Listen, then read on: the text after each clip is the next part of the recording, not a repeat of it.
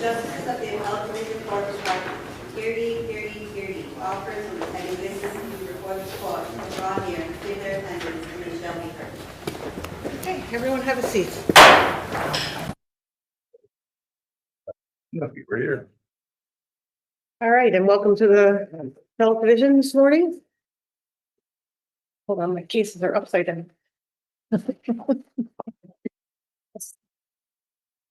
Okay, and the first case for argument, case 838, People versus Evans.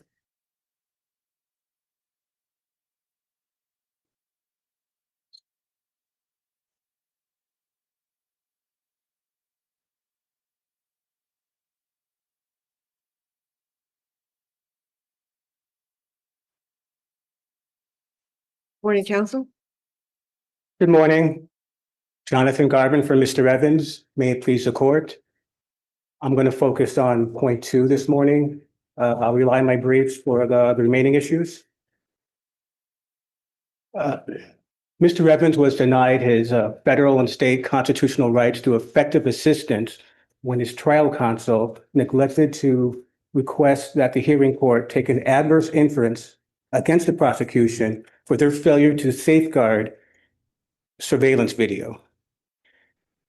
Upon my reading of the papers, there doesn't seem to be any questions that Mr. Evans was entitled to an adverse inference charge under People v. Handy or under CPL 245. I think you're right, counsel. I think there's no question about that. Okay. So I'll move to why this was prejudicial and why this court should find ineffectiveness, which it can do even in the case of a single egregious error can constitute ineffective assistance. And this court and the Court of Appeals has found that, well, the Court of Appeals and Blake said that there's the possibility that this type of failure could constitute ineffectiveness. And in People v. Fox, this court remitted a case for the very same reason. Mr. Defense counsel, the center point of his whole defense was to obtain the surveillance videotape. And he did it in a couple of ways, but at no time did he request an adverse inference. So my understanding is that there were several instances where the DA's office says, we're getting them to you, we're trying to get them, we're trying to get a hold of them, and then they never actually produce them. I don't know about several instances, but according to the record right before first there was omnibus motions where there was a request made, but in December of 2021, and right before the hearing began, defense counsel again asked for the surveillance videotapes, that he hadn't received them. He had made a FOIL request a month before. And that's when the prosecutor said that it was a different prosecutor, but based on the notes, it seemed that it hadn't been preserved, but he was going to double check that. So that was the first incident.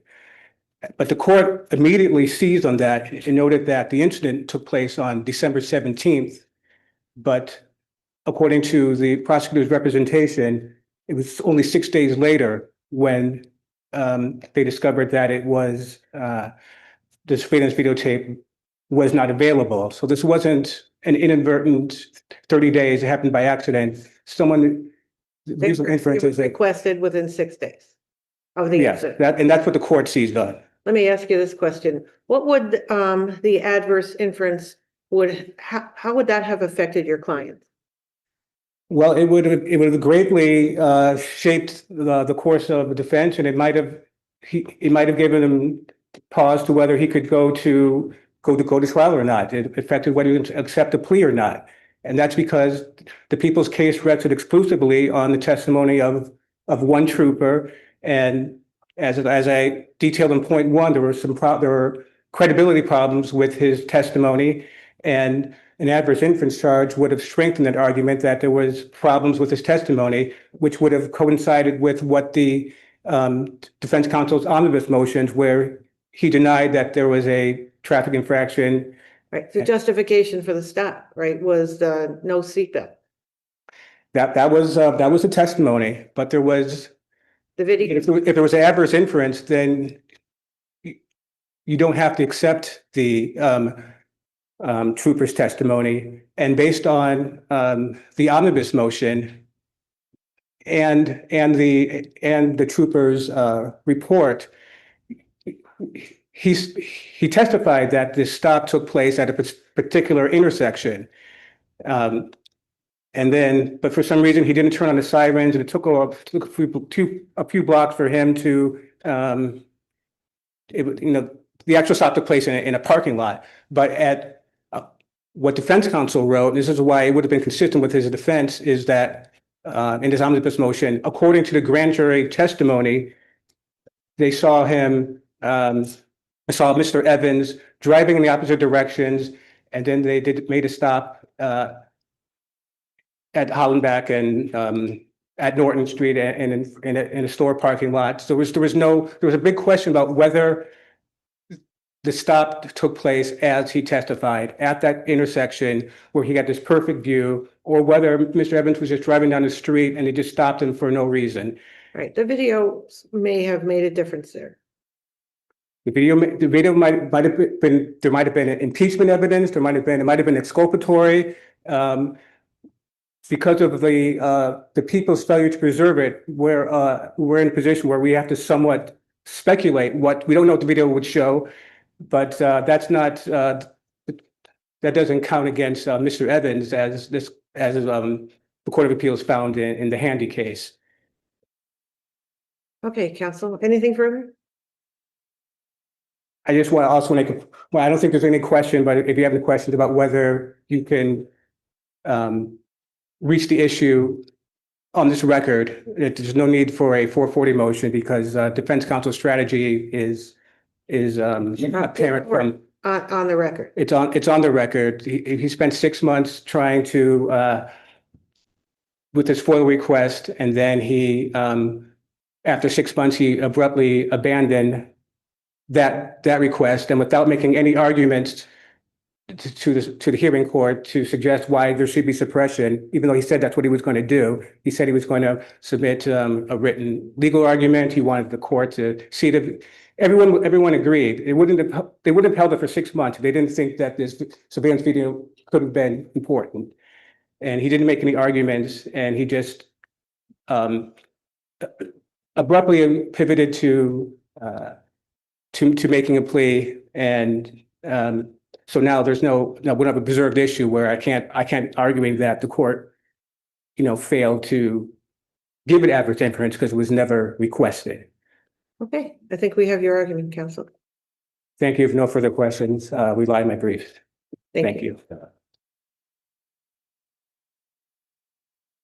Good morning, Bridget Field on behalf of the people. This was a single error, and it wasn't enough to rise to the level of ineffective assistance of counsel. As counsel has indicated, this is completely on the record. There was discussion about the fact that the video had not been preserved. I know that goes to the people, despite that I don't believe it was the prosecutor, but obviously that does go to the people. But this was litigated and spoken about, and this was in front of a judge. This was a suppression hearing. This wasn't the failure to give an adverse inference in front of the jury. It was to the judge who knew the lengths. I think it's unusual to see 6 adjournments in order for defense counsel to. So how do we know that if the defense counsel had requested an adverse inference, whether or not the judge would have considered it? Here we don't know. I can answer that question, unfortunately, but I think. So shouldn't the judge have an opportunity to make a ruling on this?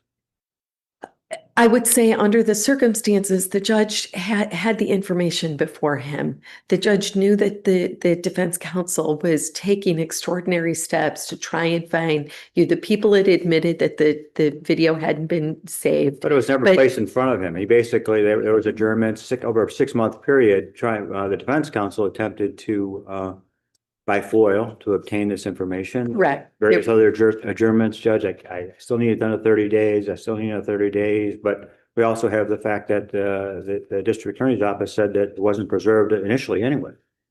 And didn't that cause the judge to question that? That seems suspicious. Well, I think that that's certainly why the judge allowed so many adjournments. I mean, this went on from the hearing, I believe, was in December, and 6 different adjournments were asked for between December, I believe it was 21st, and approximately April 25th. So each time that the parties came to court, and each time was an adjournment in court. So each time, the parties appeared in court, the judge was certainly aware of the lengths that defense counsel was going to make sure that no stone was left unturned in terms of attempting to find or locate this video that the people did admit. The people, the judge was certainly aware that the prosecutor had made the request, but despite the fact that it was not very many, I believe it was 6 days, that the video hadn't been preserved. So this wasn't a matter of the people were forthright. The information was in front of the court.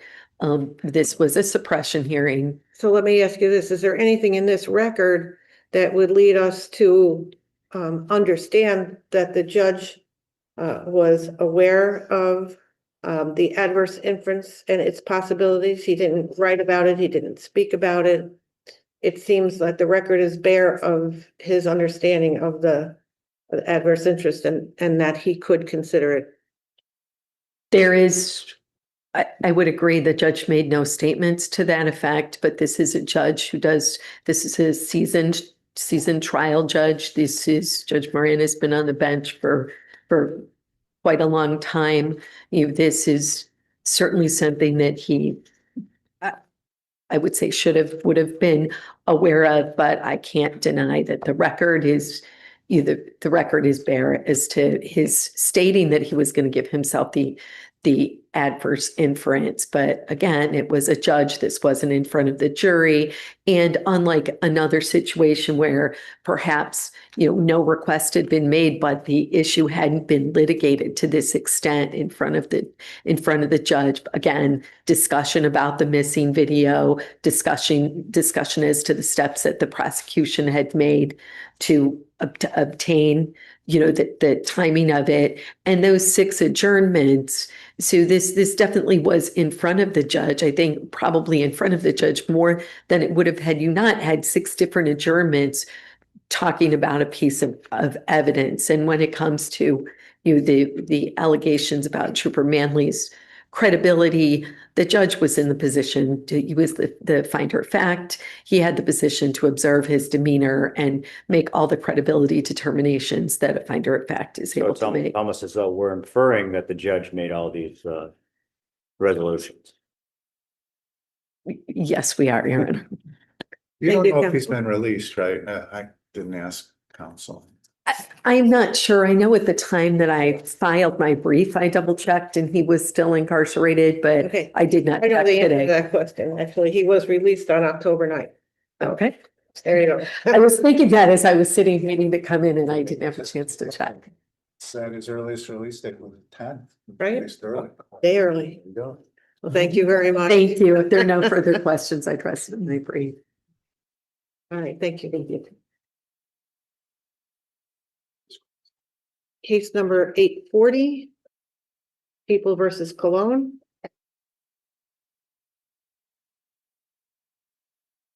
Okay, Mr. Schifrin is going to appear on the camera.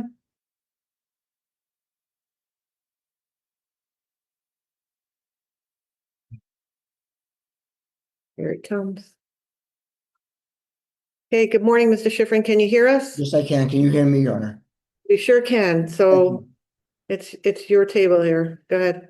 May it please the court, Brian Schiffern on behalf of Robert Cologne. Mr. Cologne was placed in custody by 4 police officers at gunpoint based on nothing more than a hunch that a parolee might have been involved in the shooting and a decision that of the possible ankle monitors of parolees in the geofence area that was looked at to track his. The only description of the perpetrators were of 2 males, no description of parolee or ankle monitors, and they were described as leaving the scene in a red Jeep. Mr. Cologne was driving a black and red Ford Escape.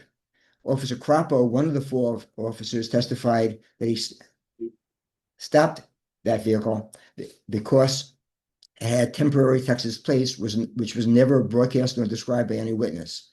One of the factors relied on by the court below in finding probable cause was the testimony of Captain Zenilovic that he heard a radio broadcast that a red SUV, in his words, involved in the crime, was seen on a blue light camera at the intersection of Remington and Ketchum, which is about 3 blocks from the scene of the shooting. The problem with reliance on that testimony is that the motion papers of Mr. Cologne challenged the reliability and reliance on the fellow officer rule, and despite that, there was no testimony or any evidence as to the source of that broadcast, who broadcast it, the basis of that information, why it was reliable. Therefore, under Havelka and Lipka, the court could not properly consider that. Another basis of the finding of probable cause by the court below was that there's a video outside of 64 Trayer Street in which Mr. Cologne apparently has a gun. The problem with that is that video was not viewed by the police until after he was placed under arrest and obviously could not properly be considered for probable cause. Since this was an unlawful arrest, all evidence obtained as a result of the unlawful arrest needed to be suppressed as Mr. Cologne moved. That includes not only the observations of him and the vehicle, but also the subsequent identification by him and evidence obtained as a result of the search warrant, which was based on that identification and the evidence of the observation of him wearing an ankle monitor. One of the items found in that subsequent search, pursuant to the search warrant, was a gun found on a balcony outside the apartment share. That balcony, to access it, you either had to enter Mr. Cologne's apartment or the adjacent apartment. It was not open to the general public. It was not a common area open to everyone. You have to go through a locked door of either his apartment or someone else's apartment. The court below found there was no standing because it was common a shared area. People have, in multi-unit buildings, have a reasonable expectation of privacy if it's secured enough to give them some expectation that the general public can't go in there. We have expectations of privacy in our residences that we share with family or with friends. This court has held a person has an expectation of privacy in standing in a drug house. The fact that there's 2 apartments, not one, that had access to the balcony doesn't mean there's no standing. The respondent's brief says, well, we didn't show that the person couldn't take a ladder and unlawfully trespass onto the balcony, 2nd floor balcony. And that's true. But the reasonable expectation of privacy is not limited by the fact that people couldn't illegally trespass. Therefore, the gun should have been suppressed also. With respect to point 2, Your Honors, we urge that it was error to admit into evidence the video of the interior of the hair galleria, and not only to admit the video, but to admit its use and a testimony about it. Because that video was neither authenticated nor was it shown that it wasn't altered. The standard for authentication is set forth by the Court of Appeals in People versus Patterson and People versus Eli. Despite the requirements in those cases, in this case, there was no testimony from anyone who witnessed the recorded events. There was no testimony from anyone that the video accurately showed the interior of the store. There was no testimony from the operator, the installer or maintainer of the video equipment that the video or the recording accurately shows what it purports to show. There's no testimony from whoever made the copy of the video. There's no testimony as to chain of custody or that the video wasn't altered. I call this court's attention to 2 recent decisions of this court dealing with authentication, matter of Michaela S. and matter of Gabriel H. And I see 3 of the justices on this panel were on those panels, Justice Presiding Bannister, Justice Smith, and Justice Greenwood. In those cases, divided panels of this court found there was sufficient showing of authentication because there was testimony that the room that was shown on that video was indeed what the room looked like. And there was testimony how it was copied, and there was testimony how the video had not been altered. None of those things that were present in those two cases are present here. Should note, by the way, the Michaela S. case is scheduled to be argued at appeal at the Court of Appeals, and I'm not taking judgment, but we don't have what they had even in that case in which this court was divided. But bottom line is none of the requirements were there for authentication. What the people are arguing shows that it was authenticated is that there was a video of the exterior of the hair galleria showing Mr. Cologne wearing the same clothing. But the reason that people fought so hard to get that interior video in and to use it in composite and use it in the summation because it purportedly shows Mr. Cologne carrying a gun. And there's nothing in the exterior video that shows that. The connection of the exterior to the interior. Mr. Seffron, can't we is it possible to look at a situation where it's under the totality of the circumstances here? I mean, all the evidence seemed to coincide or put together the exterior and the interior. The timestamps were consistent. The co-defendant confirmed both went in on that particular date. The co-defendant both identified both of them in the exterior video. And the exterior video shows both of them going into the hair gallery, which was received into evidence without objection. So wouldn't all those totality of those factors then preserve or indicate authentication of this the interior video? Respectfully, no, Your Honor. I would point I would point to the holdings of the Court of Appeals in Patterson and Eli. In one of those cases, Eli, there was acknowledgement that it was the voice of the defendant on the video, and the Court of Appeals said that wasn't sufficient to authenticate it. The fact that Flores, who is testifying pursuant to an incredible deal, an incentivized witness, because instead of facing 40 to life, he got a sweetheart deal, says, yep, that we were outside, doesn't show that the interior of what the interior of that hair gallery looked like, or that it was accurate or not altered. That's why it needed to be authenticated. None of the elements listed by the Court of Appeals in Patterson were met. Not one of them. Not one of the elements cited by panels in this court in Michaela or Gabriel cases were present. Yes, there's no question that outside of that hair salon was Mr. Cologne, but we're not disputing that. What we're disputing is what shows inside, and that was the part that wasn't authenticated, and that's the part that the DA cares so much about. The jury cared about it too. The jury didn't ask for the exterior video to be replayed. The jury relied on had the interior video replayed. The people brought in the testimony of an officer saying that shows that he has a gun, because that was critical, because without that video, there was no corroboration for Mr. Flores' testimony that Mr. Cologne was the shooter. Therefore, not only was it error to admit it, but it was not harmless error. Unless the court has any other questions, I rely on my brief. Thank you, Your Honors. Thank you, Mr. Schifrin. Morning, McCarthy. Marty McCarthy for the people. I suppose I'll start with the video since that's what we ended. So in looking at New York's evidence guide, it refers to testimony plus other evidence. And I believe that's what you were referring to, Justice Montour, in terms of the other evidence. In addition to the timestamps matching, in addition to the defendant appearing the same outside and inside, in addition to the fact that the outside system is the same as the inside system, all of those things come together to offer authentication for that video. Mr. Seffron seems to be pointing to the Eli case. How do you explain that? I think there's more here than there was in Eli. And the other thing I would point out was the specific objection in this scenario went to chain of custody, not authentication. So the judge, when he ruled on the objection, in essence found that there was authentication, but the specific arguments about authentication we're hearing now were not made below.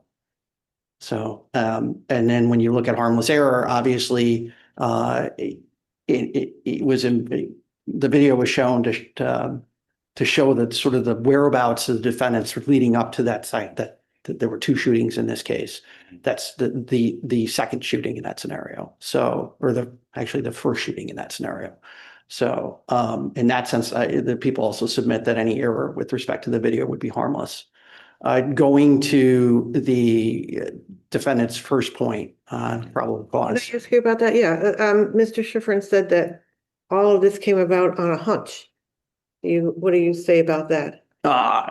Don't disagree with them that it started as a hunch, but just because something starts as a hunch doesn't mean it can't be corroborated by what they saw. So yeah, it definitely started as a hunch. That being said, there was blue light camera in the intersection, which was, I believe, 2 blocks away. Don't quote me on that. It was in short proximity, in short temporal space to where the shooting occurred. And it occurred within a minute of the shooting. Witnesses described a red Jeep.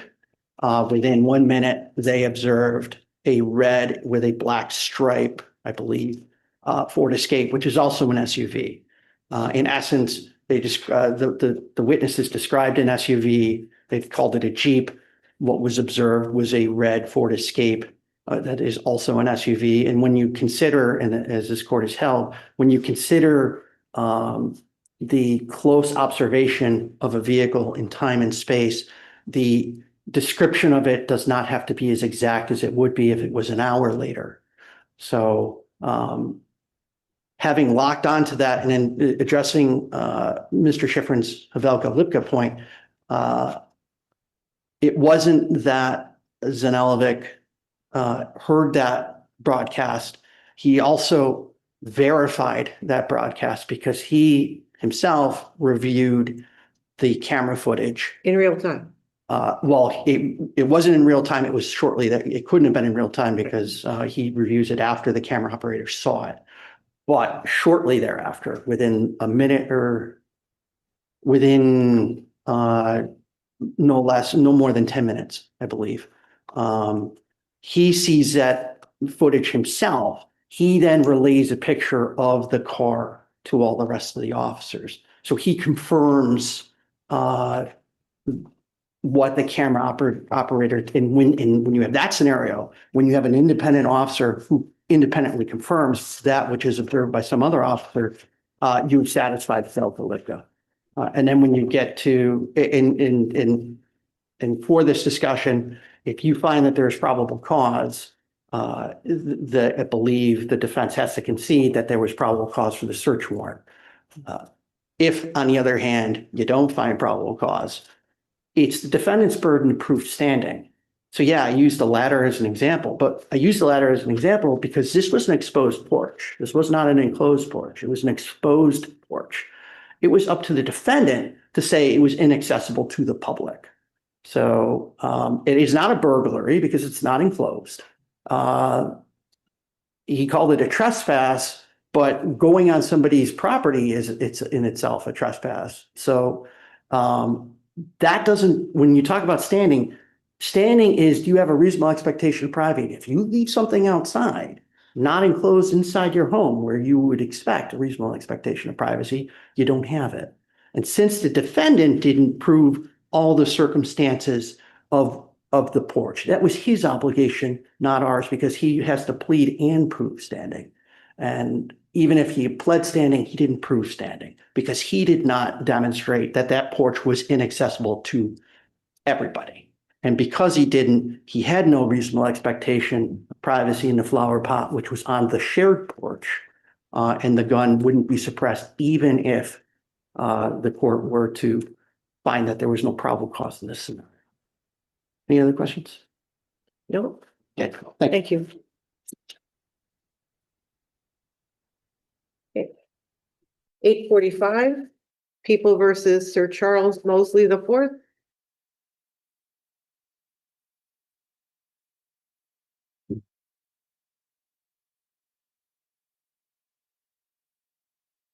Counsel. Good morning, and may it please the court. Aaron Friedman for Mr. Mosley. I'll be focusing on point 1, which is the 30-30 and 245 point. Despite the people's failure to timely to timely disclose 5 categories of discoverable material, the court found the certificate of compliance valid and denied Mr. Mosley's 3030 motion without conducting a timing calculation, but the court employed the wrong standard. It found only that the people acted in good faith and that Mr. Mosley wasn't prejudiced. So this court must remit for the trial court to make a due diligence determination in the first instance and also make a 3030 calculation, paying particular attention to deciding the issue of whether Executive Order 202.87 told the time for 3030 purposes. So the 5 categories of material identified in Mr. Mosley's 3030 motion at Appendix 63 and 64 are lab reports and expert information, Giglio material, a list of police witnesses and the designation of whom would be called, a list of tangible objects allegedly possessed and whether they were actually or constructively possessed, as well as radio transmissions. I think if the No, I think we understand. court has no questions, then I'll rest on the brief. Thank you. Okay. Good morning. Morning. May I please the court, Virginia Harper for the people. As described in my brief, the people were within their 30-30 timeframe when they announced readiness. As to 245 issues, again, the people's response in their motion response papers clearly established that they exercised due diligence and made reasonable efforts in order to ascertain any of the I think the materials. question is, however, counsel, did the court examine the issue of diligence and, dispense with it? Say, we considered this and, we think that there was diligence here. They seem to have not done so. What judge did concentrate here, and it appears that her analysis was pertaining to more towards possible sanctions rather than anything else. What is important, I think, is that the judge did not invalidate the original certificate of compliance, and she did specify on the record that people exercised, that people acted in good faith. Right. So that was the holding below. And also, in addition to that, I would also point out that the record is developed pretty well in that establishes due diligence and reasonable efforts on the part of the people when it comes to 245. Unless there are any other questions, I will rest on my brief. I think we're good. Thank you, counsel. Thank you. Thank you. Okay, case number 846, People versus Joshua Hobbs.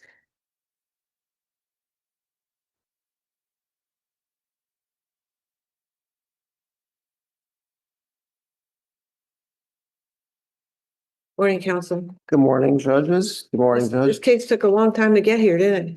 Yes, That 2018 crime. yes. I was not the original lawyer on it. I'm not shooting any arrows your way, Mr. Taylor. No, but it was a very convoluted case, unfortunately, but this crime did take place in 2018. And here we are in 2025, 7 years later. My first issue is the Dunaway hearing.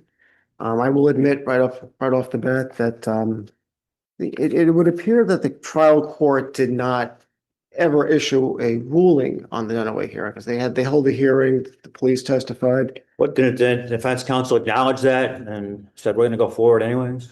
That he did acknowledge that at the plea, he did take the plea, but he also, there is language within the plea that states that he could still go forward on the appeal. And even in the absence of the trial court, the Erie County Court deciding it, you could still reach the issue on your interest of justice jurisdiction, or you could also remand Is it that back. basically forfeited then, right? I wouldn't say it was forfeited outright, because you always have the interest of justice jurisdiction to review the facts. So you could look at under that jurisdiction if you wish. But how could we possibly review a decision by the court that it didn't make? Well, you can review the hearing and could come up with your own facts and come up with your own conclusions. So you don't have to review a decision that doesn't exist, but you can certainly you do have the authority as part of the Supreme Court to review the underlying facts and make your own decision and go accordingly. Or you could also remand it back for a decision. So you have those two options available to you. Thank you. But if you wanted to reach the merits of the Dunaway hearing, I would also point out that there was no probable cause to arrest my client because both of the police officers, one of the first, they didn't have a name initially. When they did get a name, it was simply Josh standing by itself. I mean, Josh could be anybody. Charles could be anybody. I mean, anybody could be a first name. Yes. Did I get this wrong, or wasn't he identified by his cohort, so to speak? The cohort, Mr. Toomey, first of all, is he a reliable cohort? Did he have a dog in the race? So that was something that Mr. Hobbs would like you to look at. The fast track video showed two suspects. So that was at the fast track is the gas station. Yeah. None of which was identified as Mr. Hobbs. He wasn't wearing shoes, was he? He was not wearing shoes. Left the shoes back at the, Scene of the crime. Were they his shoes? pardon me? But he wasn't identified at the scene of the crime because he wasn't on the video, so they were. The shoes were there, The right? shoe, well, yes, I agree with you, Judge, that a pair of shoes was found at the scene of the crime. He's walking around without shoes, so. And well, he's not wearing. Well, I've never Using seen credit his cards shoes. belonging to, No, I think it was Toomey that was using the credit cards. wow, Toomey, he didn't You turn know. anything down. yes.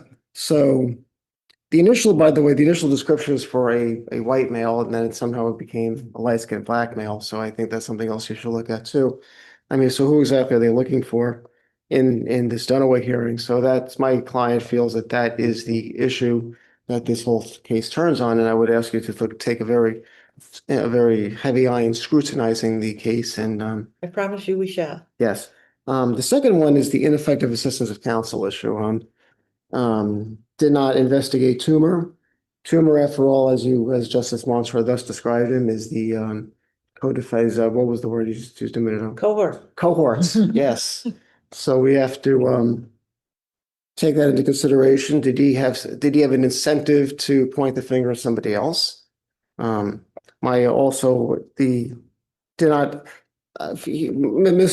Hose feels that he should have testified at the grand jury, and that he felt that the waiver of the grand jury was not done with the appropriate. And that would be based on discussions outside of the record, Yeah, and so that we probably can't deal with it on the record now, but that's certainly this, you should at least take that into at least consideration. And then and when I asked him what would he say to the grand jury, he would give them his side of the story, and that's what that he wants to get out.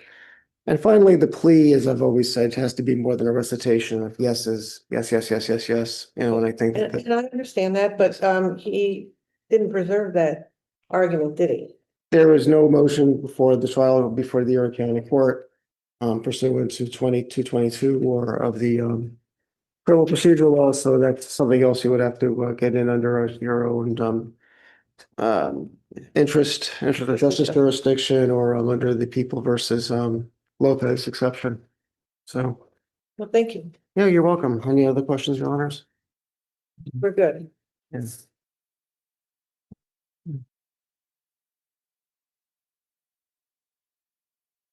May it please the court, Michael Hillary for the people. As to the hearing, the defendant essentially waived the right to a decision on that by pleading guilty. This was articulated to the court by counsel during the colloquy. There's really nothing for this court to review, much like Concepcion, where the reviewing court can't rule on a ground that was not decided adversely to a defendant. Well, here, there isn't even a decision, so there's just nothing to do with The it. defendant was there in court and heard the colloquy, and it was more than innuendo. I mean, it was directly addressed on the record.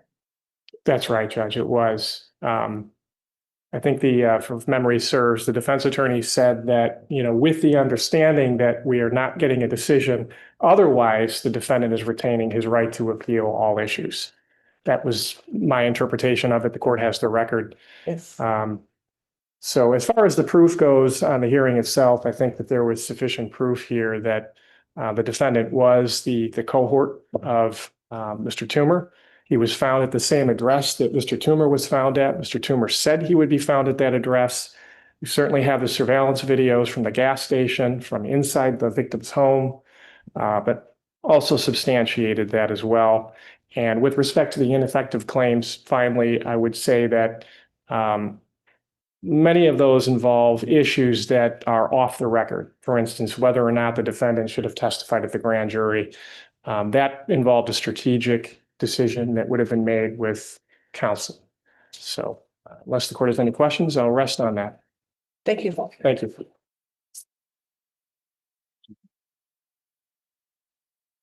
Okay, case number 848, People versus Blair Thomas.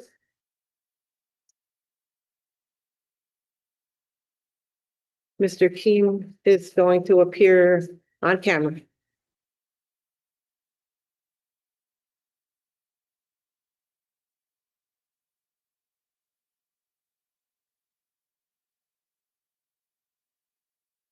Morning, Mr. Keem. Good morning, Your Honor. Can you hear me? I can hear you and I trust you can hear us. I can, and I am going to be very brief today and just ask the court if they have any questions regarding the issues raised, and if not, I'm going to rely on my brief. I do not see any questions, so thank you very much. Morning, Your Honors. Caitlin Porter for the People. That makes my job pretty easy this morning, unless the court has any questions for me as well. I'll rest in the papers. Thank you. Thank you. Okay. Case number 849, in the matter of Philip M.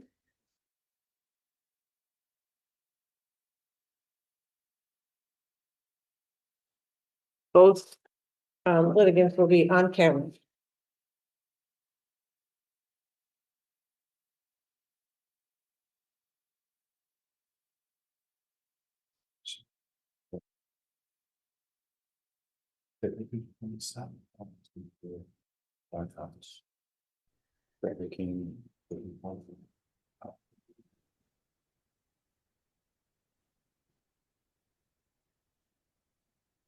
Morning, counsel.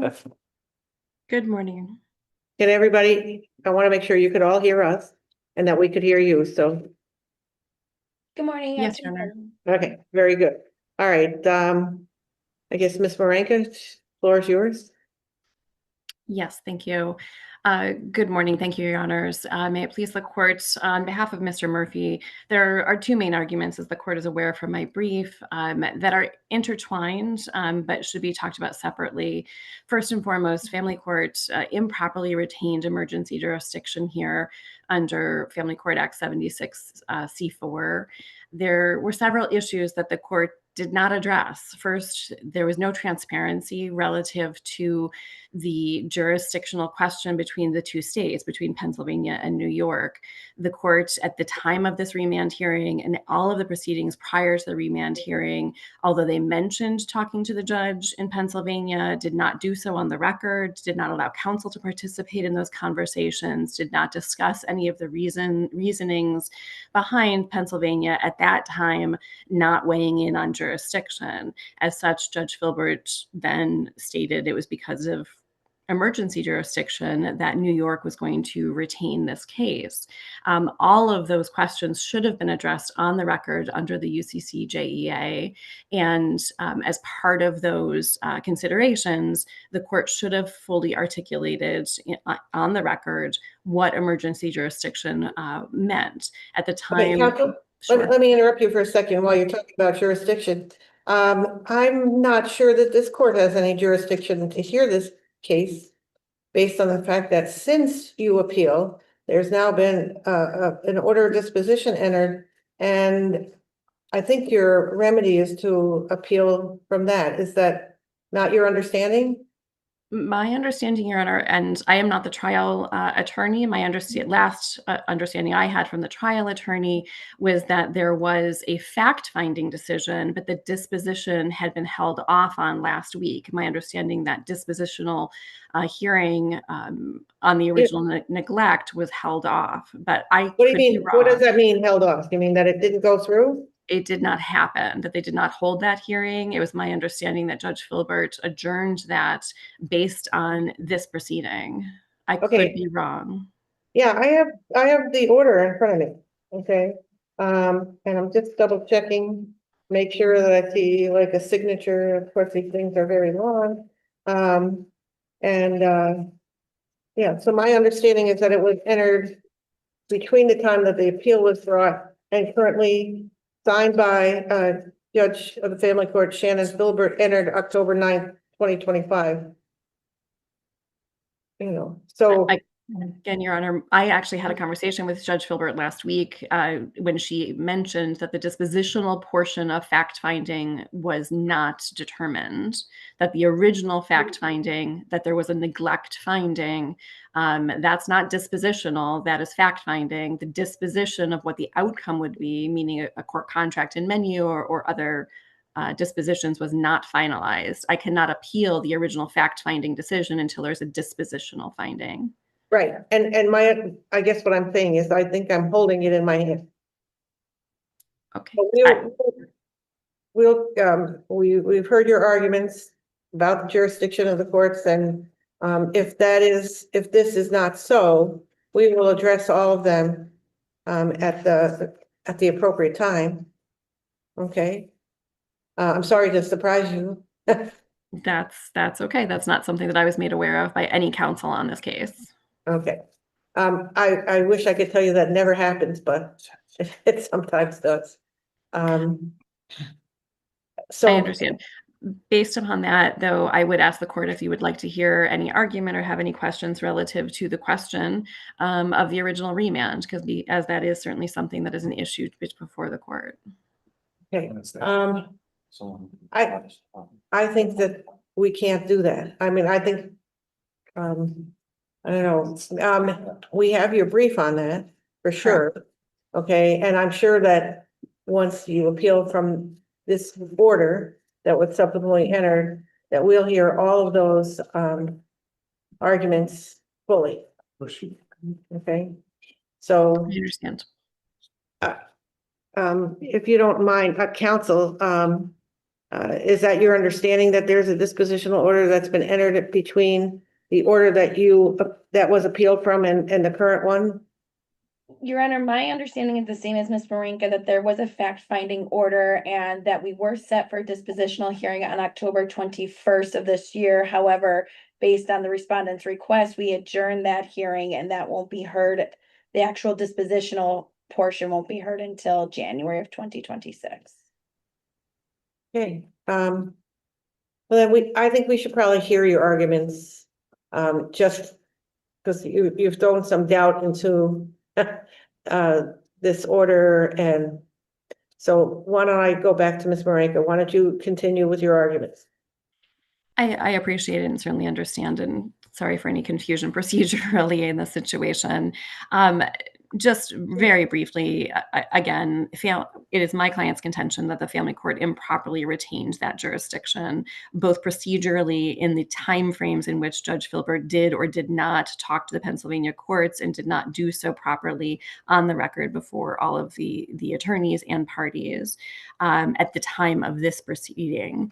Now, the second portion of that is whether or not Judge Filbert had the right and correctly enforced emergency jurisdiction, which she did at that time. It's my client's contention that it was not correct. There was no abandonment of the child. There was no imminent risk to the child at the time of both the original petitions in this case, as well as at the remand hearing, that was based on actual credible evidence before the court in the petitions, as well as any credible or substantiated statements or testimony before the court. The court relied on allegations of domestic violence that were uncorroborated, that were unsubstantiated, and inconsistently stated by the mother. The court relied, and that's completely incontroverted by Nicholson.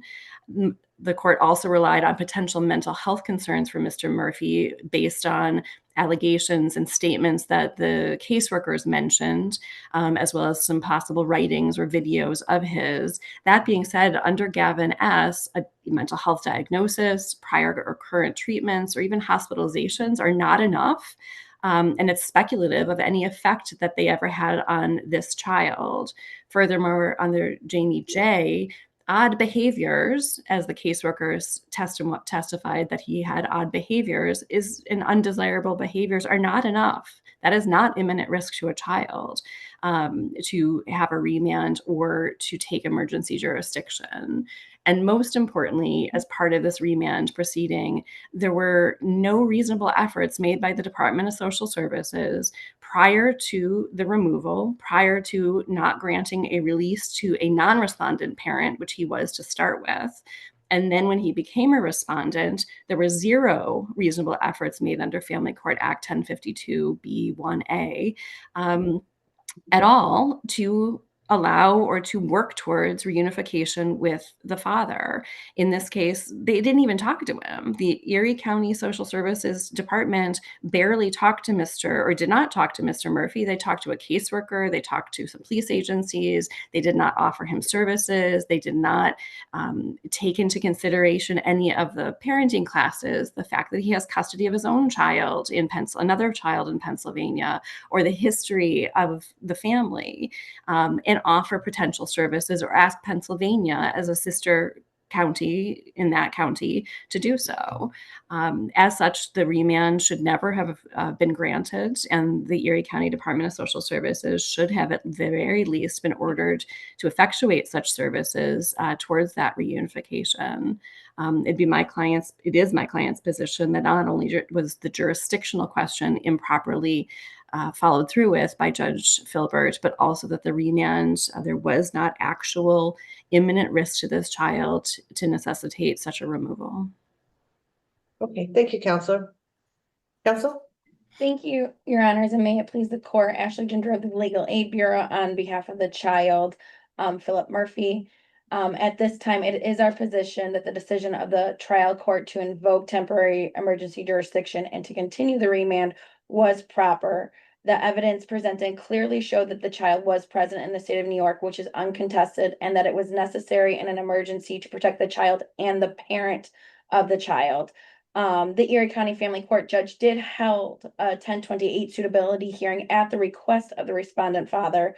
During that hearing, there was testimony from several individuals, specifically the mother who testified detailing domestic violence incidents by the respondent father, and that she had fled from the father to a domestic violence shelter within a week of the child's birth.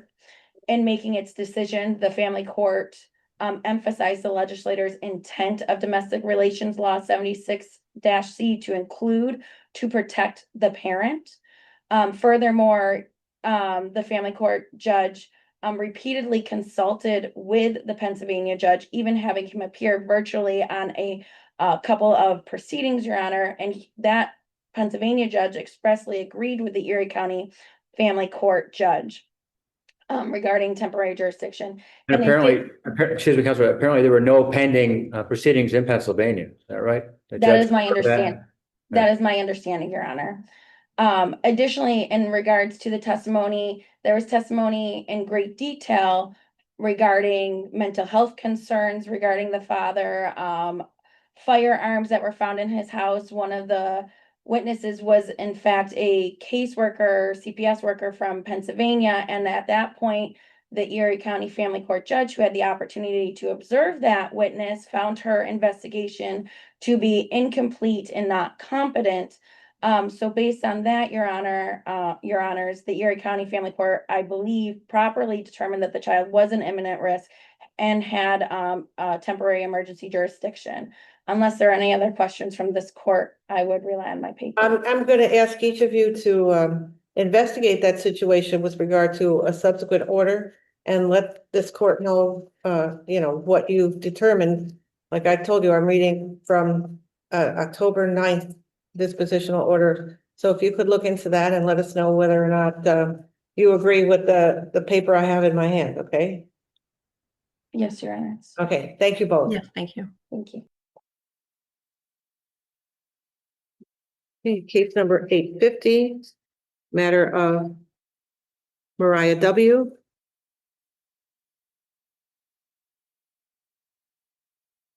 Okay, both counsel will be on the video. Good morning, Your Honors. Okay, hold 1 second. One of them's the submitting. Okay, here we go. All right. Can you hear us? Yes, Your Honors. Good, and we can hear both of you. You can continue. Thank you. May it please the court, Caitlin Connolly for the mother. Your Honors, I was hoping to focus on point 1 of the brief today. The department's petition alleged that the mother had neglected the child by inflicting or allowing to be inflicted sex offenses against the child.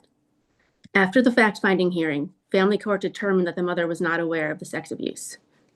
So it is our position that after family court made this factual finding that the mother was not aware of the abuse, it should have dismissed the neglect petition because the department failed to prove the sole legal claim of the petition. Your Honors, what happened instead is that family court entered a neglect finding on the separate legal theory that the mother had neglected the child in the post-disclosure period. Well, can't family court conform the pleadings to the proof? Isn't that like a? Yeah. Okay, go Yeah. ahead. Yes, Your Honor, exactly. They can do that. But, and that's pursuant to section 1051B of the Family Court Act. But that didn't happen in this case.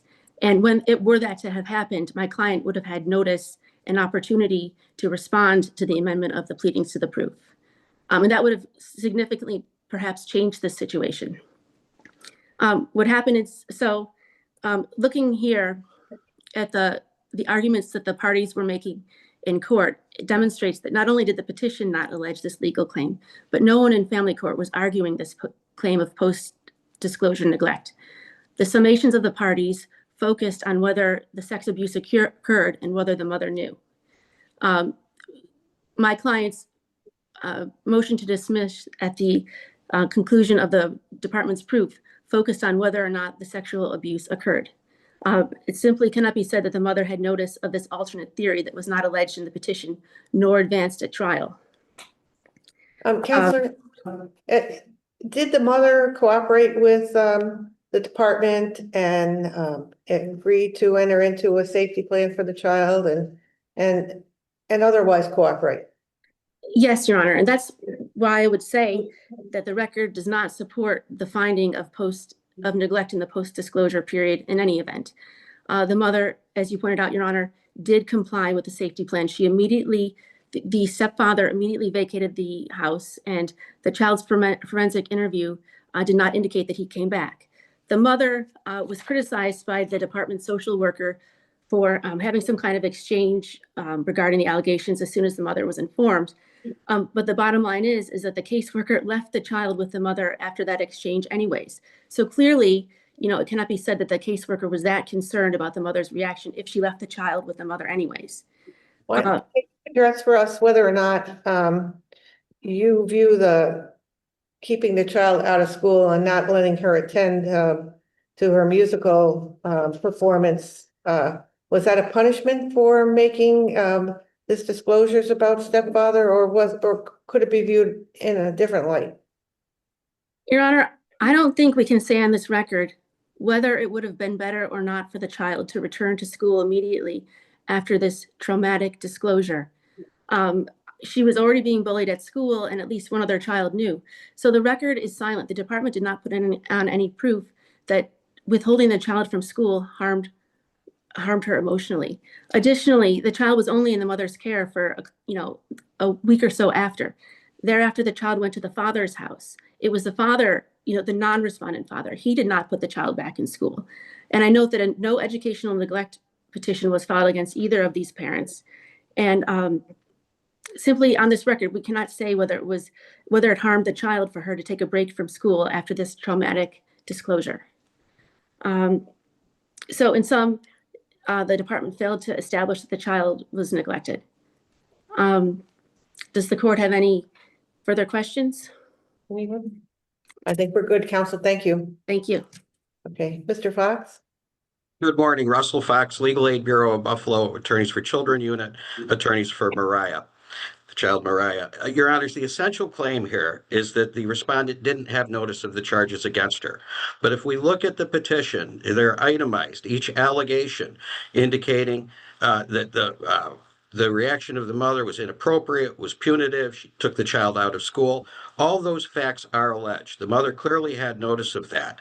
Not only that, but significantly in both her direct and her cross-examination testimony, the mother tried to minimize and excuse this conduct.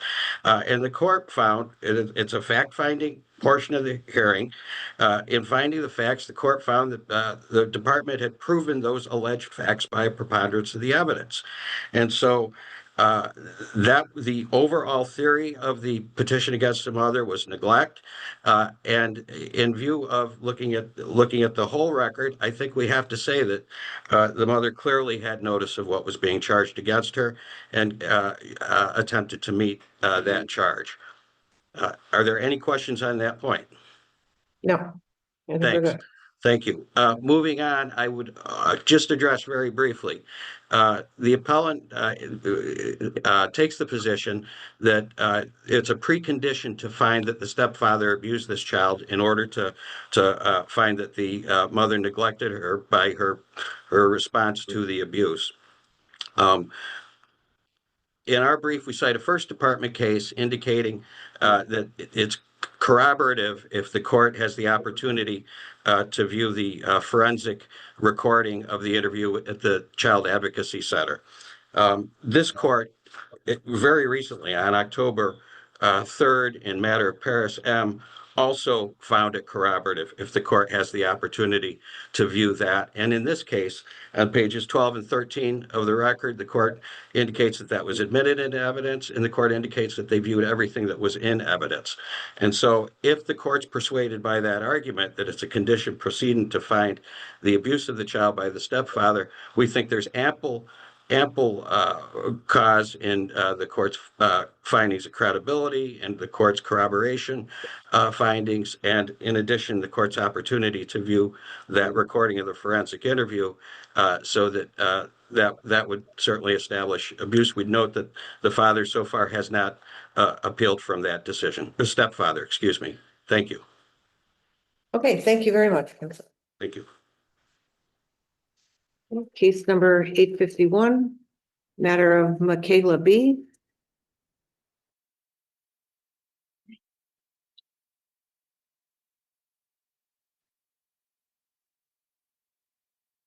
Counsel? Good morning. If it pleases the court, Rebecca Cons on behalf of the appellant.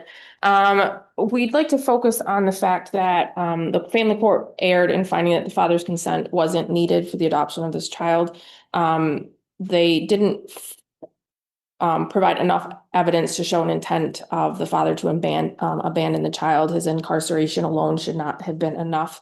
And I don't think they rest on the incarceration alone. I think they rest on the fact that while he was incarcerated, he did very little to keep in touch with the child. And I think the quantum of proof was one letter in 2.5 years. That's correct. Okay. Is that enough?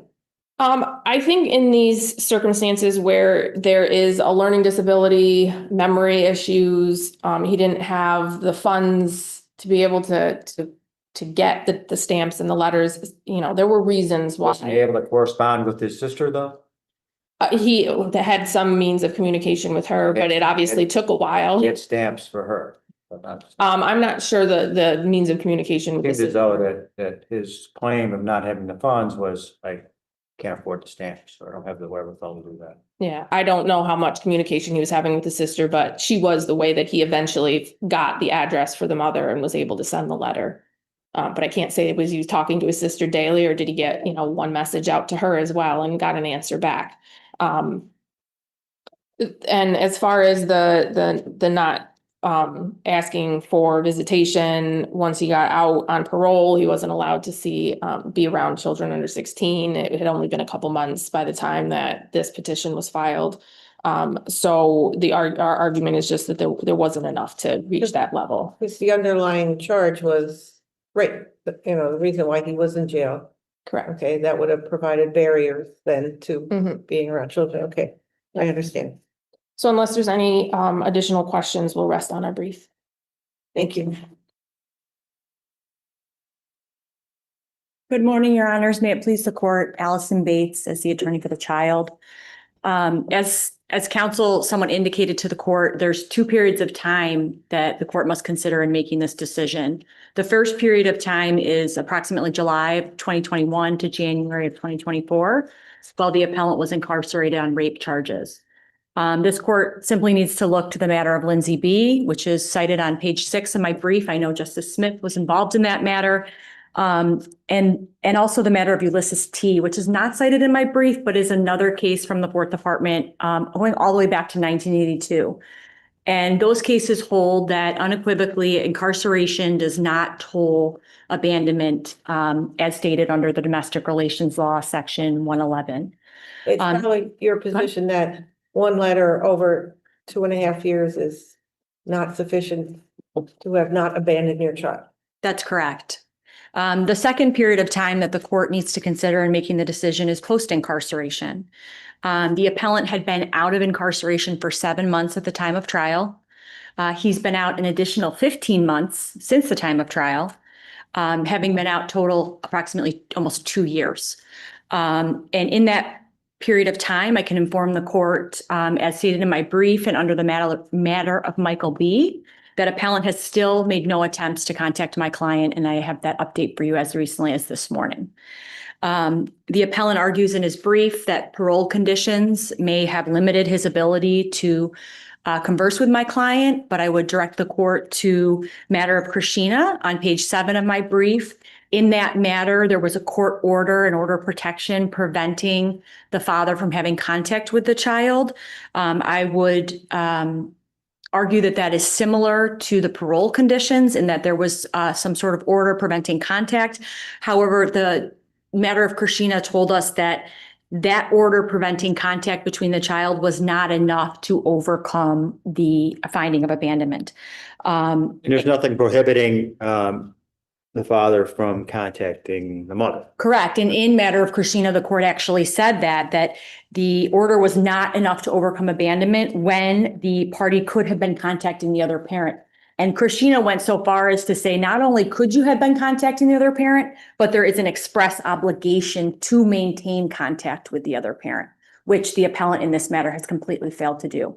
So I would beg the court to help my client achieve permanency. This matter has been pending for quite some time. My client still wishes to be adopted by the petitioner, and I would. Petitioner's the stepfather.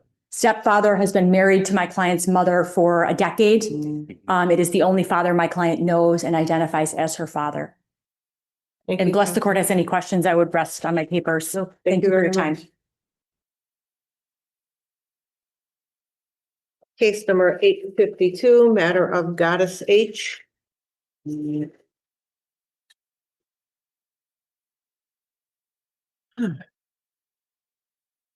Okay. We have a few appearances in the video.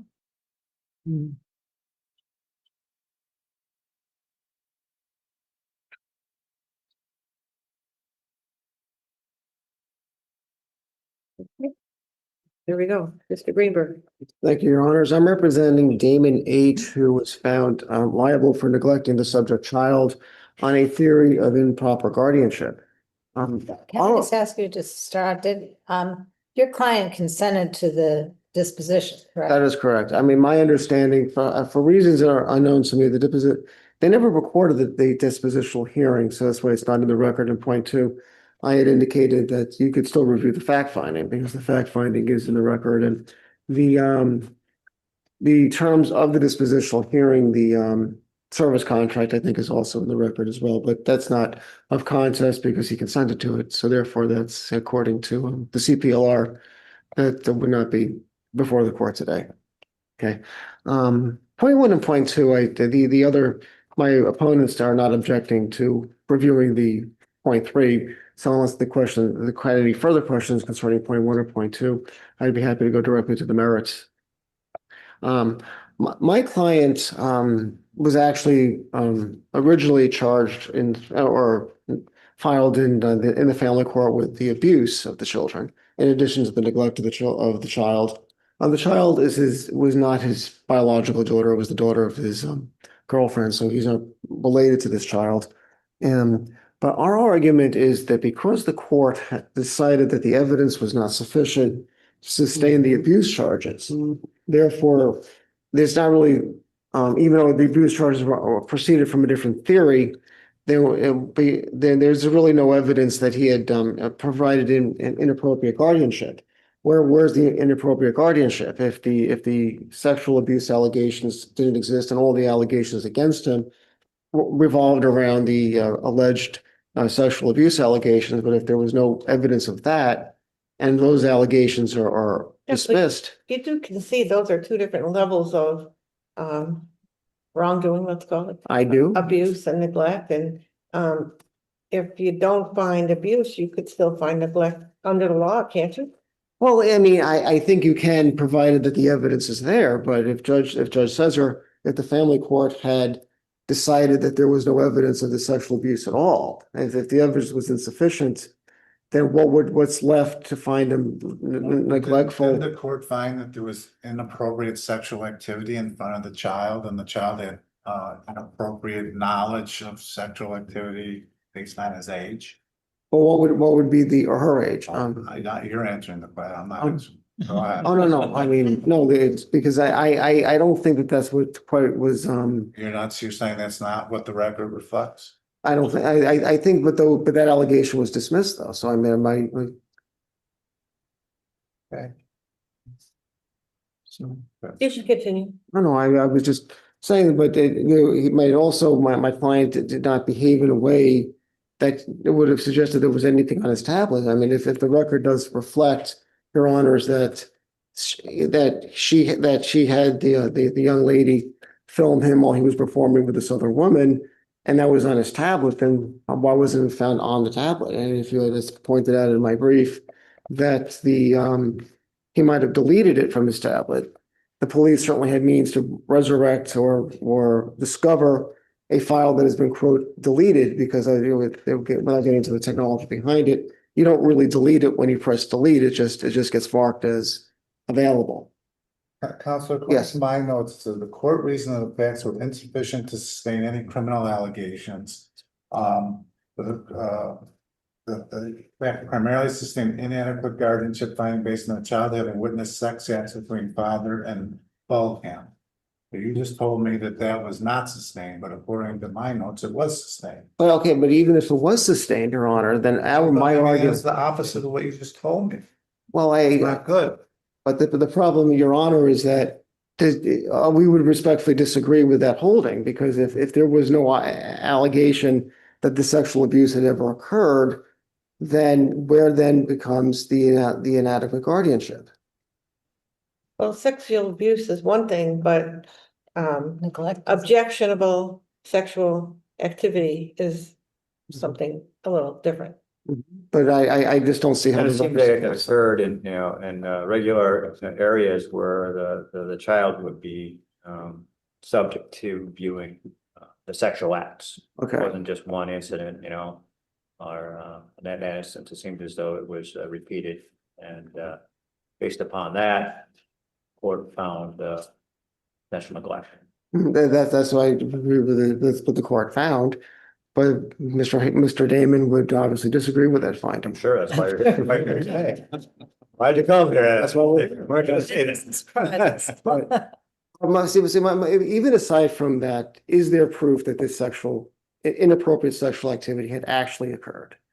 And if that had occurred, then why did the Judge Cesar shy away from the abuse finding? Even if it was, if it occurred, it occurred, and that would just be. We'll look at all that. Yes. Okay, thank you. Thank you. Counsel? Thank you, Your Honors. May it please the court, Lindsay Pastazinski for the Erie County Department of Social Services, who is the petitioner respondent in this appeal. The court in this case was well within its discretion to make a finding of neglect rather than abuse. Abuse is effectively, under the Family Court Act, a subset of a broader neglect definition. In this case, Mr. Damon did fail to exercise a reasonable degree of care as a prudent parent would, where he exposed the child to engaging in sexual acts in front of her, failing to ensure she was not present for those sexual acts at the very least, and with allegations of the child reporting and having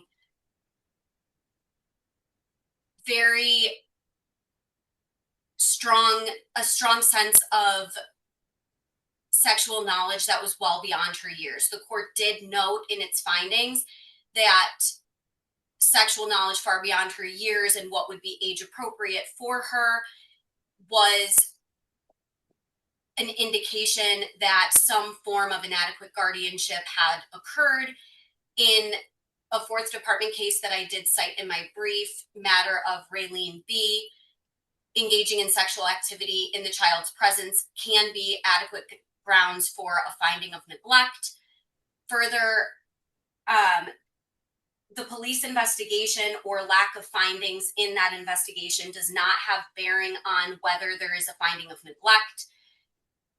In the Department of Social Services cases, in child protective proceedings, there is a different burden of proof than in criminal proceedings, as this court is well aware, and it does not have a bearing on whether neglect had occurred or whether a parent fails to exercise a minimum degree of care that results in harm to the child, placing the child at further risk of harm. Here, the child was exposed to those sexual acts, recorded, or was forced to record sexual acts and was further groomed for future sexual acts, which does constitute neglect, and the court was well within its right to conform the pleadings to the proof and make a finding of neglect where the evidence didn't rise to the level of abuse. And if the court doesn't have any further questions, I would rest on my papers. Thank you. Okay, counsel? Thank you. A lot of the proof really focused on whether or not there was evidence on the pink tablet that belonged to my client. She was only approximately 4 years old at the time of this exposure. And the father did, in fact, place my client's mental health at imminent risk by repeatedly exposing her to his sexual contact with his paramours. Whether or not it was recorded is of no moment to this analysis. In part, my client's disclosures were corroborated not only by the interview by the forensic evaluator and having made disclosures to CPS, but in her description of using her pink tablet, Dad actually on his own in testimony agreed that my client had a pink tablet, that my client went around the house recording family all the time, and that was a typical behavior that she engaged in. The fact that nothing was found on the tablet is neither here nor there in this court's analysis right now. The county met their burden of proof of a preponderance of the evidence, and the department did not have to wait till my client was in fact sexually abused to file their petition. They filed the petition based on his escalating conduct. Okay. Thank you, counsel. No questions? Okay, case number 853, Akid versus John Barkle.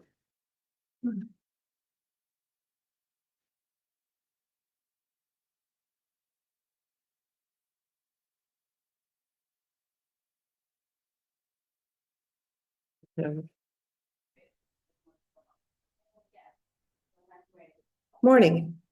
Good morning, Your Honors. You have the floor. Okay. May it please the court, my name is Nicole George from Duke Holtzman, Fodiatis and Ritter on behalf of the appellant and plaintiff Akid Inc. We're here today because the lower court erred when it denied Akid's motion for summary judgment and granted summary judgment to the defendant, John Barkle. This decision was improper for 3 reasons. First, Akid is entitled to summary judgment because the evidence demonstrates that Barkle's negligence was the cause of the fire. Under the doctrine of res ipsa loquitur, Akid does not need to conclusively eliminate every possible cause of the fire. Akid simply needs to demonstrate that the evidence affords a rational basis to conclude that it is more likely than not that the fire was caused by Barkle's negligence. Okay, so let's talk a little bit about that. The fire department has determined that the cause of the fire was undetermined, right? Correct, Your Honor. And plaintiff denies that he started the fire and that the fire came from outside of his bedroom somewhere. Well, plaintiff, Your Honor, there's no evidence that plaintiff Akid caused or contributed to the fire. The Akid's sole representative, Dr. Atala, was nowhere near the property at the time of the fire. The defendant, and respectfully, Your Honor, I think there's a lot of evidence to the contrary that the defendant's negligence did in fact cause the fire. It's undisputed in the 15 minutes before the fire that there was no one at the property but the defendant, Barcombe. Barcombe admits that he took strong sleeping medication, which typically would knock him out.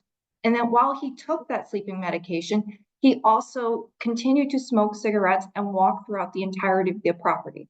That includes the entire first floor as well as the second floor, both the front and rear of the property where the fire started.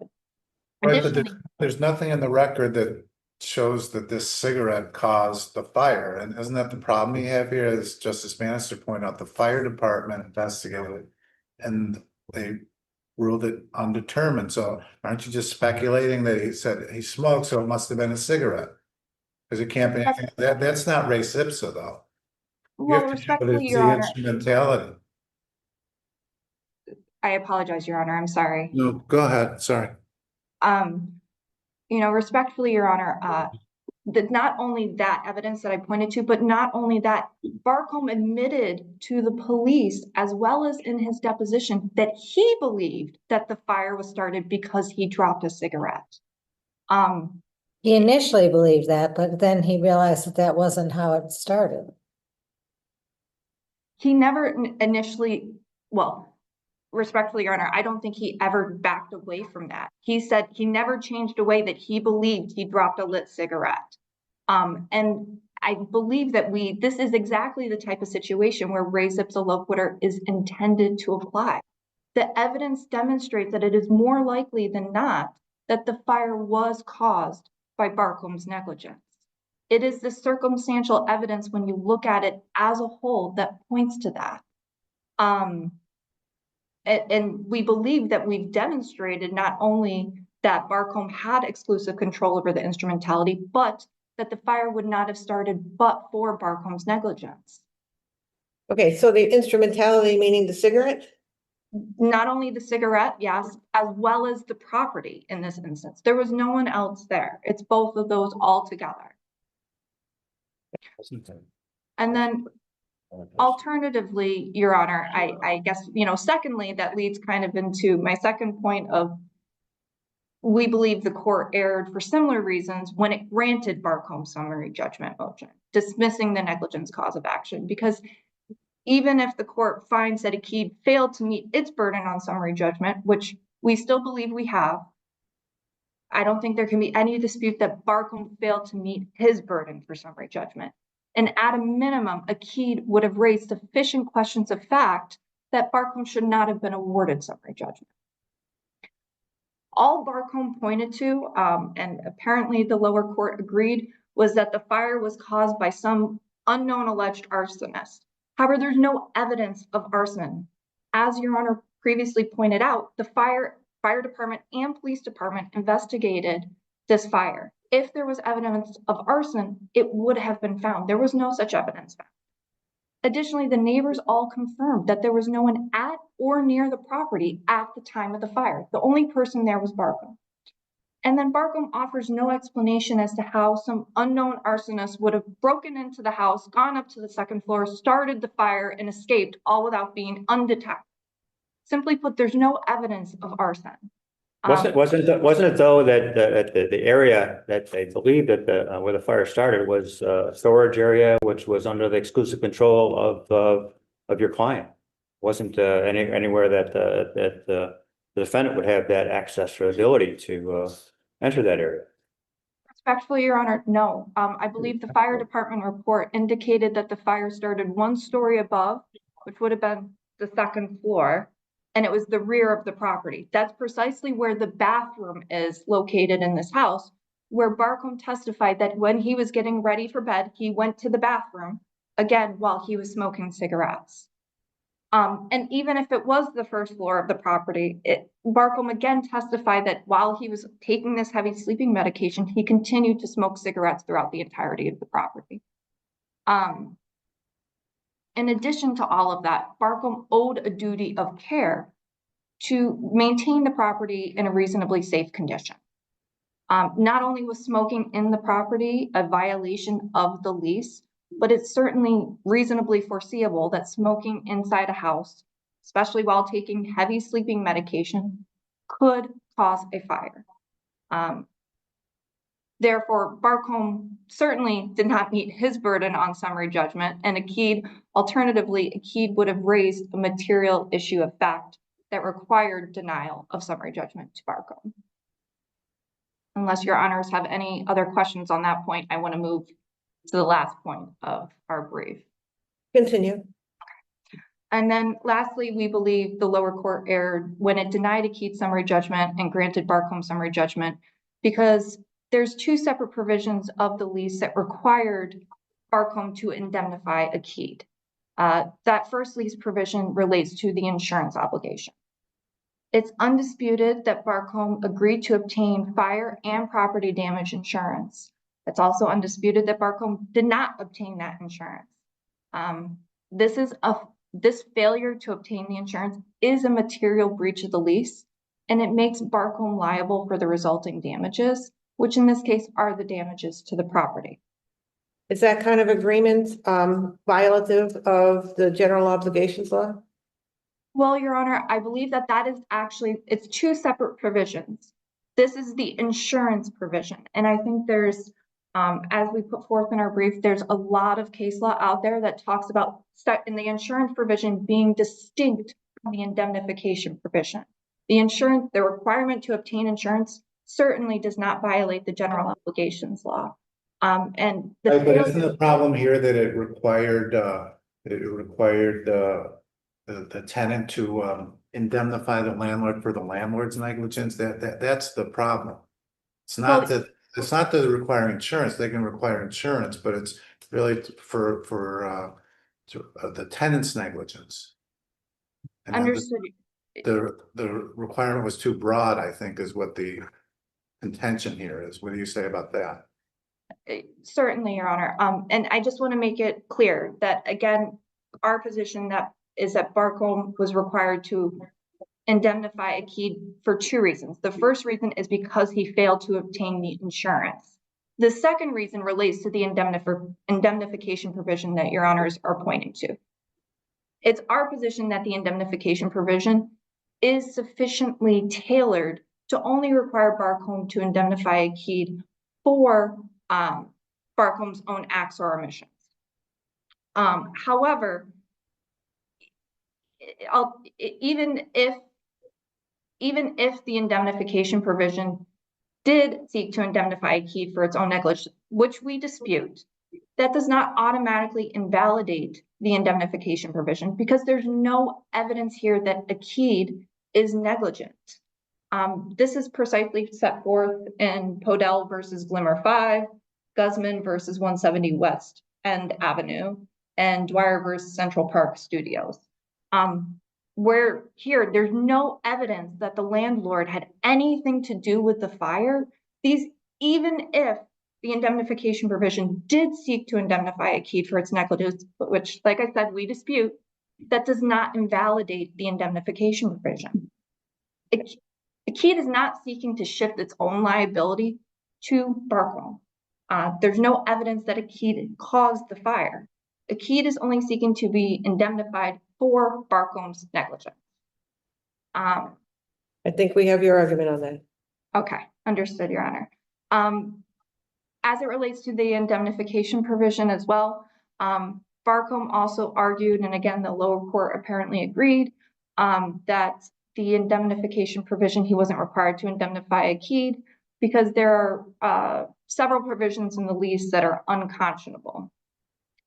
This was the proverbial throwing everything at the wall to distract from the real issues and in hopes that something sticks. Without going into all of the various lease provisions that Barcombe cited to, what's important here is that Barcombe is not claiming that either the insurance or the indemnification provisions are unconscionable. Additionally, Barcombe overlooks that under real property law 235-C, a court is empowered to strike or limit any provisions that it finds unconscionable while keeping the remaining provisions. Therefore, even if there were other provisions of the lease that were unconscionable, which we deny, The court simply could have struck those or limited those while keeping the insurance and indemnification provision in place.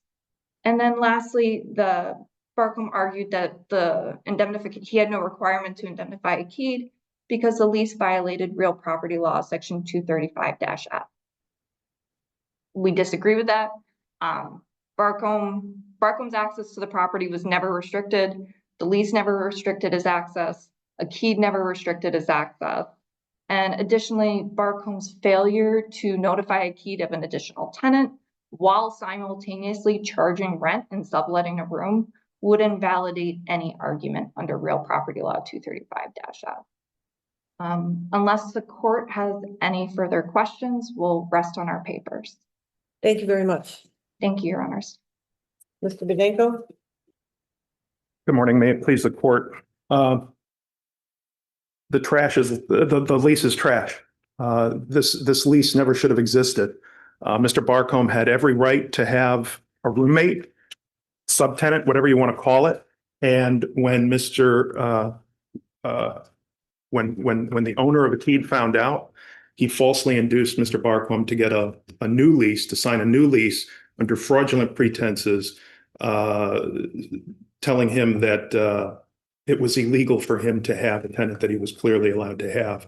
This is a contract of adhesion. It was a take it or leave it type of contract where you had a very sophisticated person from out of town who owns a lot of properties in Niagara Falls dealing with a guy who's paying $750 in rent. And the idea that a tenant should have to procure insurance to cover for a fire loss for a landlord in Niagara Falls, such as this, is unconscionable as well. The mere idea of it, that the landlord wouldn't have his own fire insurance for his own property and shift all of that risk onto the tenant.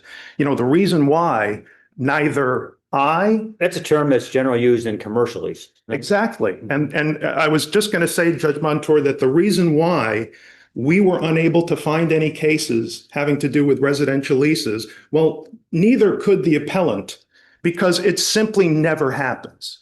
It never happens that in a residential lease, you would have the landlord be completely uninsured for all of his properties and try to shift that risk onto a tenant, especially in a situation like this, where the balance of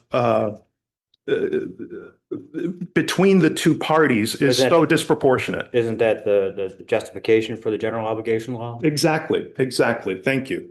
You know, there are several illegal terms in this lease as well that we believe call for the entire lease to be thrown out in any event.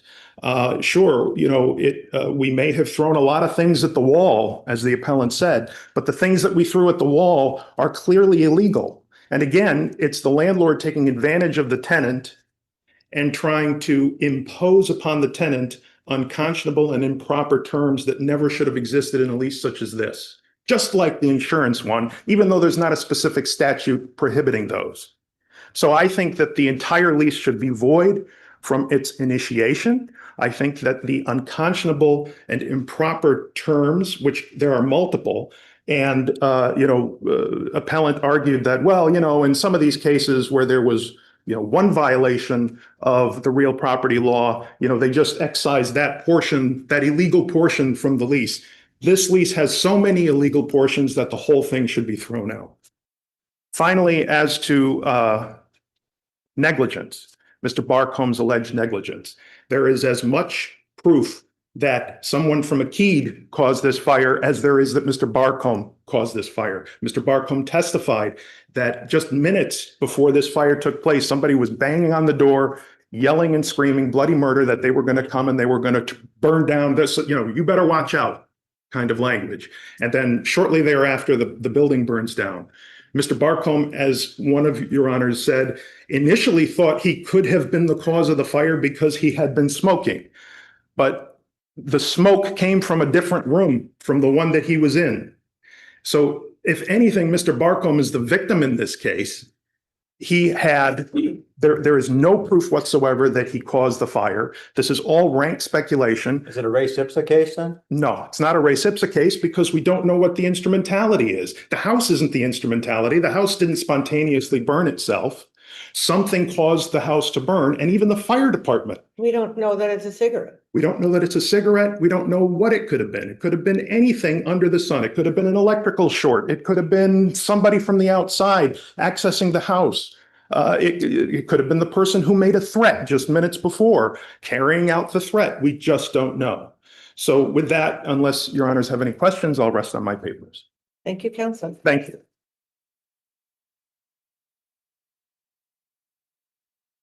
Okay, case number 854, Michael Lamica versus Tricia Siskar. Both counsel are present. Good morning. Albert Aquino for defendant appellant Patricia Siskar. This case concerns labor law section 241 and section 240. And the reasons why the court below erred in granting the plaintiff's summary judgment on 241 and denying the defendant's motion under 240 essentially are two sides of the same coin, which is that the plaintiff was the sole proximate cause of his fall. In denying defendant's motion for summary judgment on 240, the court below ruled that there were questions of fact, which I think is patently not supportable because all of our arguments on that motion were supported solely by the plaintiff's own deposition testimony. The plaintiff himself admitted and testified in 3 different ways, highlighted in our brief, that he knew the proper fall protection was on the roof, ropes and brackets.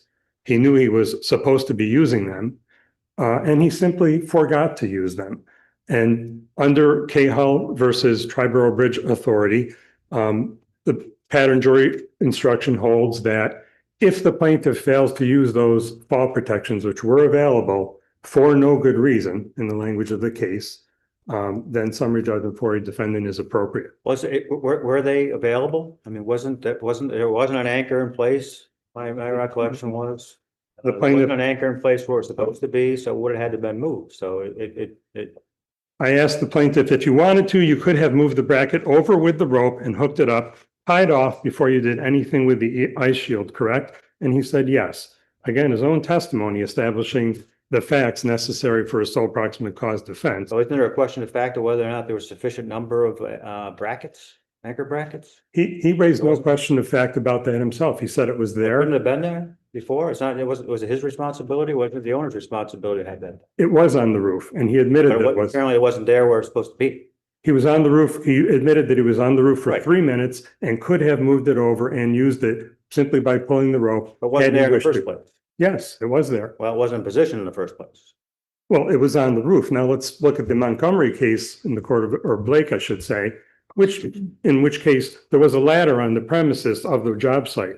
The plaintiff knew it was there. Instead, he put a bucket down and stood on that and fell off of that. The Court of Appeals held that the ladder's on the premises and he knew it was there, just as the ropes were on this roof and he knew they were there. He could have moved them over under his own testimony.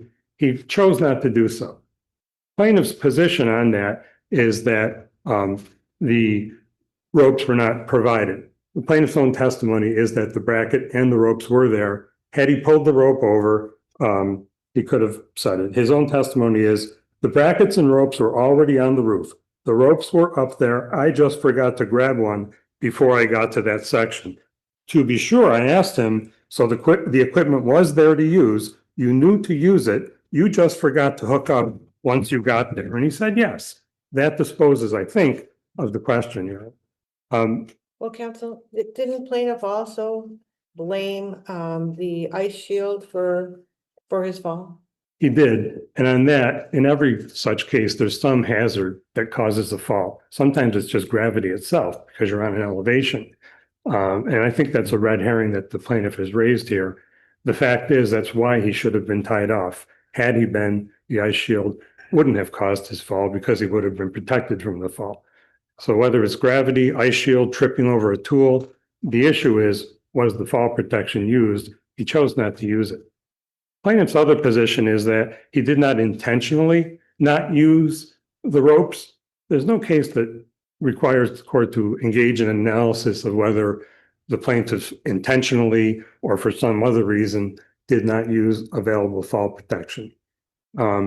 Even under Blake, the plaintiff said he wasn't sure if he lacked extension clips on a ladder.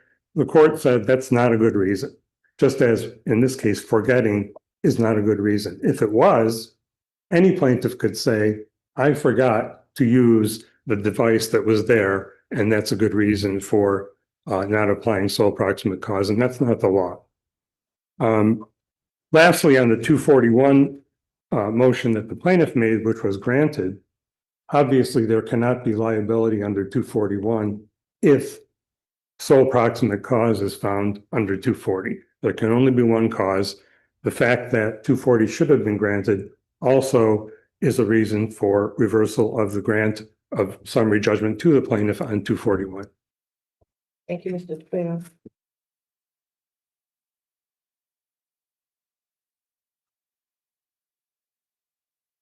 Good morning, Your Honors.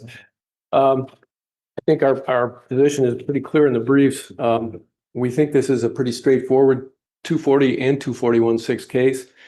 Both parties have cited to the Blake segment where the Court of Appeals has said, if you have a statutory violation, the plaintiff cannot be the proximate cause of an accident under 240. Conversely, if the plaintiff is the sole proximate cause, you cannot have a statutory violation. And it's our position in this case that there are two statutory violations, one under 240 and one under 241-6. The 240 violation is when Mr. Lamica reascends the roof, he realizes he's not tied off after just a couple of moments. He looks for a bracket or an anchor point to tie off to, and there is none. Wasn't he tied off before lunch? Yes, he was. After lunch, and didn't he say that he forgot? So why would it be a statutory violation? He was tied off all morning in a different section of the roof with the crew. He had a harness on, there were brackets, anchor points, and he was tied off during the entire time he was doing that work. The crew comes down for lunch, and he goes back up in a different section to complete the work in that section. And when he realizes after a short period of time he's not tied off, he looks and there is no bracket reachable from where he is positioned. And that's why he said his testimony was pretty clear. Once I realized that, I was about to ask a co-employee to move one of the brackets that were on the roof over to where I could tie off to it and use it. When he slips on the ice and down he goes. So when he's on the roof doing the work that he's doing and the accident occurs, there is no bracket there for him to tie off to. And we've cited a number of cases in our brief, Badzio, Hoffman, Anderson. The lack of an appropriate anchor point for the plaintiff to use in the area that he's working is a violation of labor law section 240(1). And so we have a violation of the statute. It's impossible for the plaintiff to be the sole proximate cause under the Blake language that I talked about. I would also point out it is uncontradicted that that bracket was not in place where he was. Nobody has said there was a bracket there that he could have tied off to when the accident happened. It's agreed that there were brackets elsewhere on the roof, but none in the location where he was working. And in that regard, Your Honor, I would just point out that this court has previously ruled, I cited 3 different cases out of this department, where the court ruled that having available safety devices somewhere else on the job site does not satisfy the owner's non-delegable duty to properly place and operate safety devices so as to provide proper protection. And those cases are Williams versus City of Niagara Falls, Luna versus the Zoological Society of Buffalo, and Schutt versus Brookhaven, which I think is a very recent case out of this department. Does the record show who was responsible to place the brackets and when they were placed? The statute places the non-delegable duty upon the owner to properly construct, place, and operate the safety devices. And so I would say, Your Honor, that it's not Mr. Lamica's duty. Who was the owner at the time? Pardon me? Who was the owner at the time? Who or where? Who? Her name was Patricia Siskar. Was she the owner, or did she transfer the property back? No, she was the owner. Bach, we sued Bach, but it turns out that Bach came into existence after the accident. Yes. So as far as quickly, 241. So she had to get up there and put those brackets on. Under the labor law, Brackets, she had to Get up make there. sure that somebody did, Or she personally did. either herself or make sure she has the non-delegable duty to make sure that that is done under the statute. Under 241-6. Proximate cause somehow though, that could, because if just as he didn't, it's like he forgot to grab the bracket, or if he forgot to place it. They would argue so proximate cause too, but you're saying doesn't matter. It's the individual that Justice Montour is referring to is responsibility regardless. The statute imposes the non-delegable duty on the owner and the general contractor. There was no general contractor in this case. So she had a non-delegable duty to make sure that safety devices were appropriately placed, and they were not. So under 240, I would argue we have a violation. And if there's a violation of the statute under Blake, the plaintiff cannot be the sole proximate cause. But I would also argue, Your Honor, that there's a second proximate cause of the accident, and that is the ice on the roof. And it's, again, uncontroverted that there was ice on the roof surface where the plaintiff was working. That is in direct violation of Industrial Code Regulation 23-1.7D. Which again imposes a non-delegable duty on the owner of a construction site or the contractor, the general contractor, to make sure that there isn't a slippery substance such as ice that the worker can slip on. And I would argue that that duty is probably enhanced if you're talking about an elevated work site. So we have a violation of 241-6. The defense argues in their brief that somehow that violation was not a proximate cause of the accident. I don't understand that argument. The plaintiff is working at an elevated location. There's ice, the ice shield slips, and down he goes. It is the most substantial factor in causing the accident is the ice that caused him to fall off the roof. So we have another proximate cause of the accident there. Again, he can't be the sole proximate cause if you have other proximate causes. Mr. Sheldon, I don't think anyone argued this or pointed out in the briefs, and maybe it's just for my own edification. The homestead exemption doesn't apply here It was not argued. for her because she's not supposed to get up there and those anchors. I'm sorry, I She's should not supposed to put the climb up on the ladder and make sure there's anchors up there. So she's a homeowner. It was not argued below. I can say that the facts that were developed during discovery were that she initially was going to she was modifying the house to become a duplex. And But it already was a two-family, right? Upper and lower. correct. And she was going to modify it to be a side-by-side. And she initially intended to live there. Right. Wouldn't she be a homeowner? But she then realized that she wasn't going to have enough money. And so she was going to rent out both sides. And that makes it a commercial property and it takes it outside the exemption. Thank you. Thank you, Your Honor.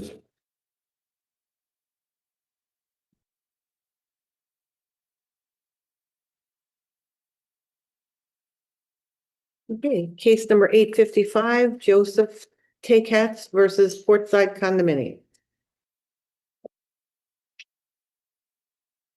And Mr. Doyle will be on television.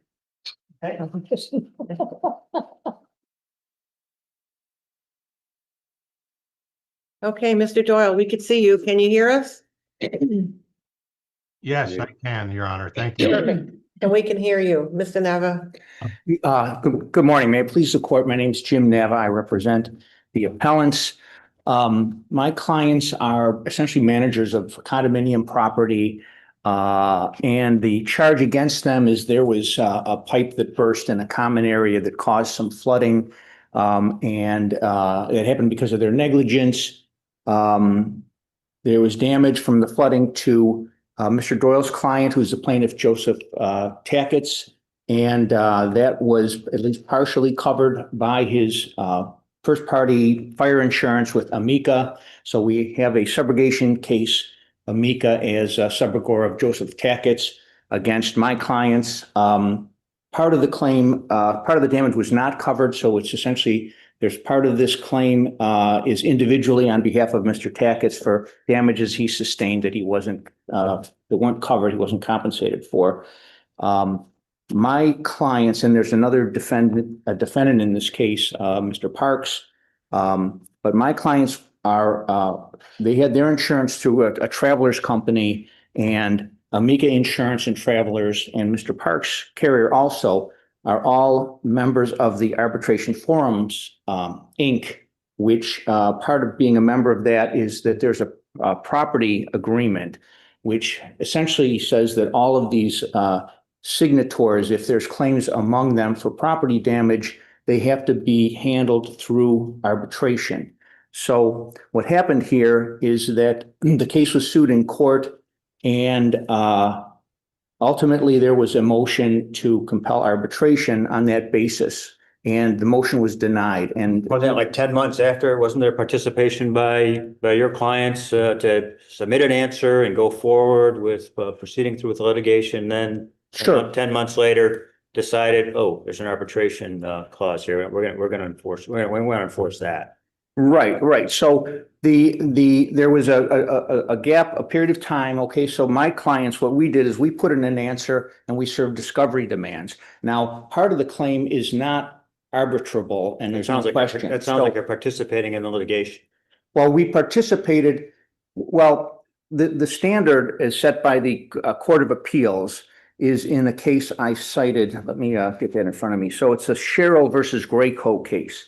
And in that case says that it's a question of whether the party engaged in litigation activity that manifests a preference clearly inconsistent with the claim that the parties were obligated to settle their differences by arbitration. So it seems to me that the question is whether my clients engaged in litigation activity that manifested a preference clearly inconsistent with arbitration. And what my clients did was they served an answer with discovery demands, and then 10 months later, they made the motion. So they sort of had to serve discovery demands because part of the claim was not subject to arbitration. And so that's not clearly inconsistent. Yes. You're aiming at having some of it in court and some of it in arbitration? Some of the claims that were not arbitrable? That's right. In other words, this is an enforceable agreement. This is an agreement that Amica entered into freely, and Travelers entered into it, and it's an enforceable agreement. So, can I ask another question? Do you get discovery in an arbitration?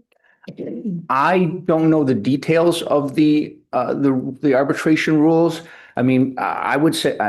I suspect it's some type of a simplified procedure, but I don't know the details of it. So essentially, that's true. So we have a gap of time, but you know, we didn't even get our discovery responses, and we didn't make a motion to compel them.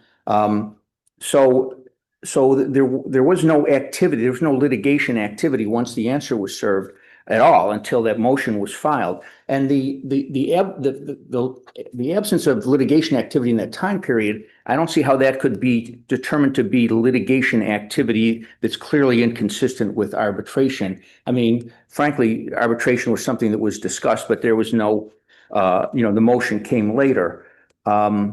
And, you know, the fact, I know that Mr. Doyle has raised some points about, you know, severing the two cases and this type of thing, a judicial economy. Well, I think it's, well, first of all, if a party has a contractual right that's enforceable, I don't think that that there's a authority or a basis for the court to say it's not, it's against judicial economy for you to enforce your contractual right. So we're not going to let you enforce your contractual right.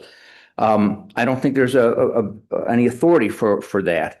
I don't think a judicial economy trumps a contractually enforceable right. Mr. Doyle has brought up the point that, you know, there's certain rules you have to follow or criteria you have to consult in terms of severing two cases. So essentially asking the court to sever cases. And so you have to look at that. But that's not it at all. What we're trying to do is enforce this agreement that says this is a subrogation case that's subject to this agreement. And the agreement that Amika agreed to was that this would be resolved through arbitration. That whether or not the actions you took, okay, was some kind of evidence of your wishing to use the judicial forum or not. Right, right. Okay, and so we'll take a really good look at that, and we'll consider the time frame. Okay, I think it's clearly set out in my paper, so that's perfectly fine. Yeah, very good. Thank you, Mr. Donovan. Mr. Doyle?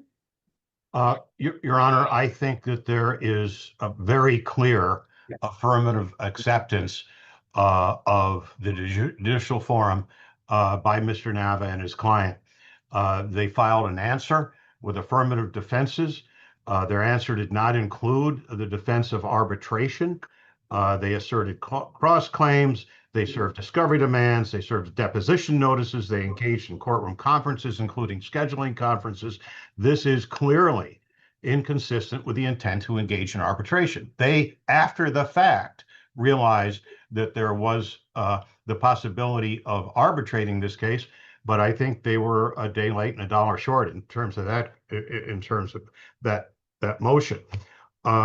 Now, Should we consider the idea that there might be more than one forum for this, and we're going to have, part of the case in court and part of the case arbitrated? Oh, yeah. I mean, that's one of the problems with, inconsistent verdicts.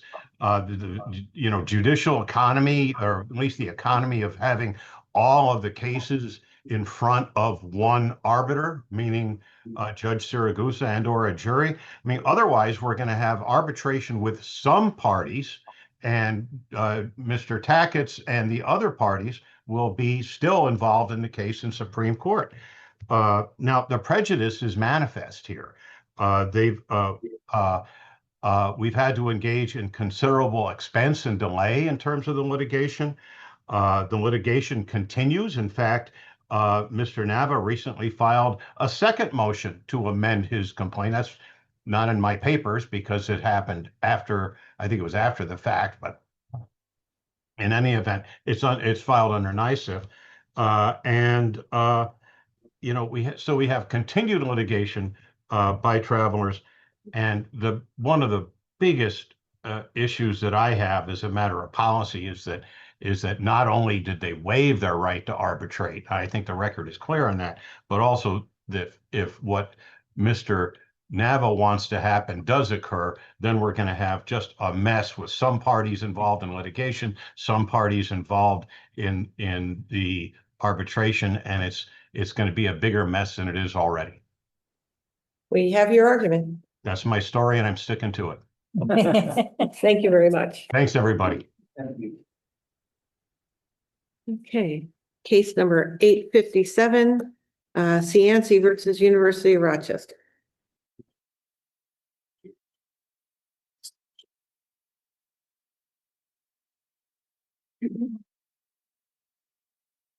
Morning, Your Honors. Amy Koch, Osborne Breed and Burke for the Appellant, University of Rochester. I'd like to focus on the first 2 points of my reply brief, if I could, just briefly. This is a matter where a plaintiff came into the emergency department. He had a DNR. It was part of his electronic medical record. He was taken, unfortunately, for some x-rays. In the time that he was in the x-rays, very briefly, he did code, he lost consciousness. The technician did not have immediate access to the EMR and called out for help. A nurse responded, and while asking, what do we know? Is this a DNR? Began chest compressions at the same time that the physician assigned from the emergency department to this patient was coming into the radiology room to let them know that he was a DNR. So our gentleman survived for a few hours. He did have some rib fractures. So my first point is that there is not a viable cause of action for this type of claim. We have the Public Health Law, Article 29, which specifically speaks to MOLST and does not allow for a civil private right of action for a violation of a MOLST, specifically if it's done in an emergency situation and in good faith.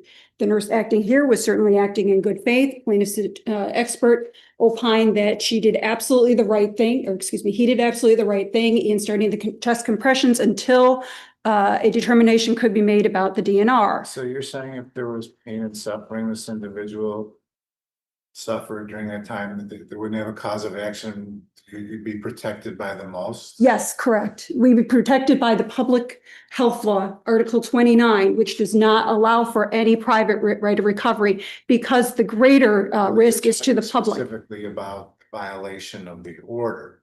And they're also alleging that there's negligence, correct? And which would have caused pain and suffering. The negligence claim is that we did not have the DNR immediately knowable to the radiology staff, and that resulted in chest compressions being performed on someone who did not want chest compression. So yes, in this case, there would be a plaintiff who had sustained some pain and suffering who does not have a cognizable recoverable cause of action. The reason being, Your Honor, is that the public health law, which governs these MOLS, recognizes that in New York State, there should not be a chilling effect on people giving CPR. If someone is in an immediate emergency, they should be given CPR, even if it is not for their wishes. There are exceptions, and there's immunity for institutions such as this. The Fourth Department has never entertained a case which has afforded the opportunity for someone in these circumstances to recover. The only case of note is the Greenberg matter, which I believe is the First Department, and that is entirely different. That was not in an emergency circumstance. That was in a circumstance where the providers knew that he had a DNR, and they chose to supplant their judgment for that of the patient who had executed a DNR. That's not the circumstances here. If this court is to decide that there are private rights of recovery under emergency circumstances where someone has that split instance to make the determination as to whether or not we administer CPR, or maybe we hold off and we don't because we might get sued, I think that has a chilling effect, and that's the rationale behind the public health law. If the legislature had wanted this to be a viable, recoverable private right of action, they would have articulated that in the statute, which they chose not to do. So that is the first point, Your Honor, is that we need to protect the public policy here and not chill physicians to be able to stand back and say, if someone is coding, if someone's loved one is losing their life, that we're not going to take action because we might get sued. That is the rationale. The second point, Your Honor, is that the plaintiff's expert, their own expert, never articulated that there was a departure from the standard of care. That's what I wanted you to get to. Yes, there was never a departure from the standard of care. He was very, very precise in the language that he used. He said specifically that the patient's wishes were not honored. When we asked him what was his opinions on the CPR that was administered by the nurse in that moment, he said that the nurse did an excellent job, did exactly the right thing. That is what you are to do. You do not waste precious seconds while someone's life is on the line, going through paperwork, trying to access the electronic EMR. Okay, thank you. But he had never at any point said that there was a departure in the standard of care, and that is a critical, fatal flaw to the plaintiff's case. What is the standard of care here? The standard of care is to provide CPR compressions until the DNR is found and instruction otherwise directs the people to stop. So at the moment, this is all hope. There's no dispute here. There was a DNR. No, there's no dispute. There's no dispute. There was an EMR. It was in the emergency or in the electronic medical record, but it was not immediately known because of the very unique circumstances of this case. This gentleman, This situation, they don't give you a band or something like that? Which No. indicates that. No. Where in other situations, maybe in the city, I think it was referenced that they do provide such bands, which indicate that there's a DNR. No, Your Honor. In fact, I asked their expert if they universally provided bands to people in the emergency department. And he said in his hospital that they did not universally do that. So that is not the standard. The city, right? He was at the hospital downstate, yes. Yeah. But he even admitted in his hospital institution, it was not universally done in the emergency department. Okay. Once the patient is Let's go to something that, listen, so he said all this, yes. but more importantly, did he ever opine that any standard was violated? No, he did not. So even all this other stuff. All this He other stuff, he never- never opined. He said, and it can take you to the quotations from the record. He said that the You don't have to, I just want to make sure that. Yeah, absolutely. He testified that the mulch should be available and accessible from the medical record, which unquestionably it was. It was in the EMR. We do not ban patients in the ED. Once they are admitted to the hospital to a floor, then they may be banded because then it's a change in their status. Patients are brought into the emergency department, and Dr. Azinquella admitted that that was different because when you go to the floor, you're there for care. There's a greater understanding. When you're in for an emergency department visit, you're there just for troubleshooting. You got that. Okay. If there aren't any other questions, I'll rely on those points. Thank you very much.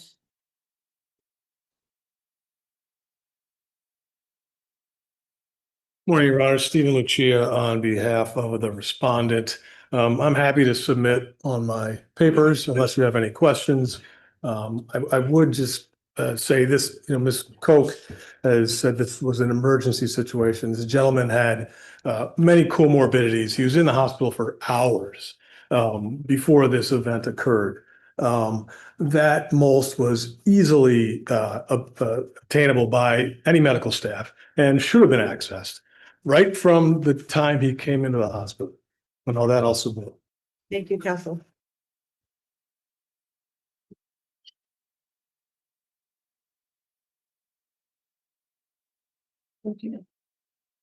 Case number 858, Armbruster Capital versus Elizabeth Barrett.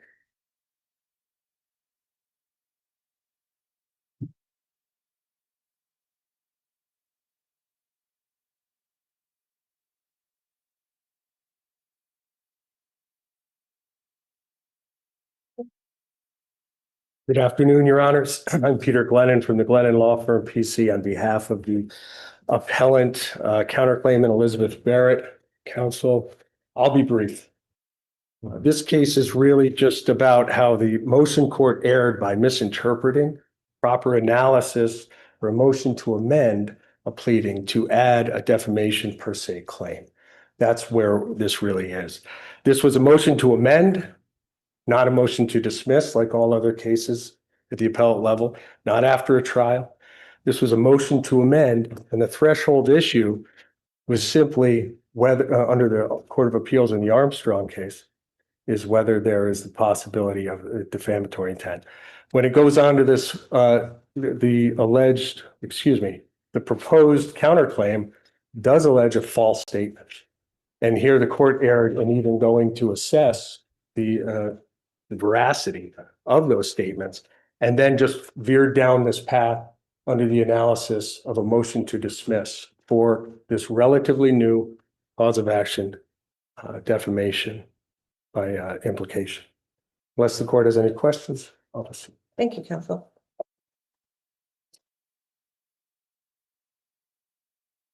Afternoon, may it please the court. Stephen Cole on behalf of the respondent, Armbruster Capital Management. In response to the appellant's argument as it's been phrased, obviously our papers detail the procedural history that includes the request to amend the counterclaim, which the court considered and ruled that it was not a viable counterclaim because it was futile.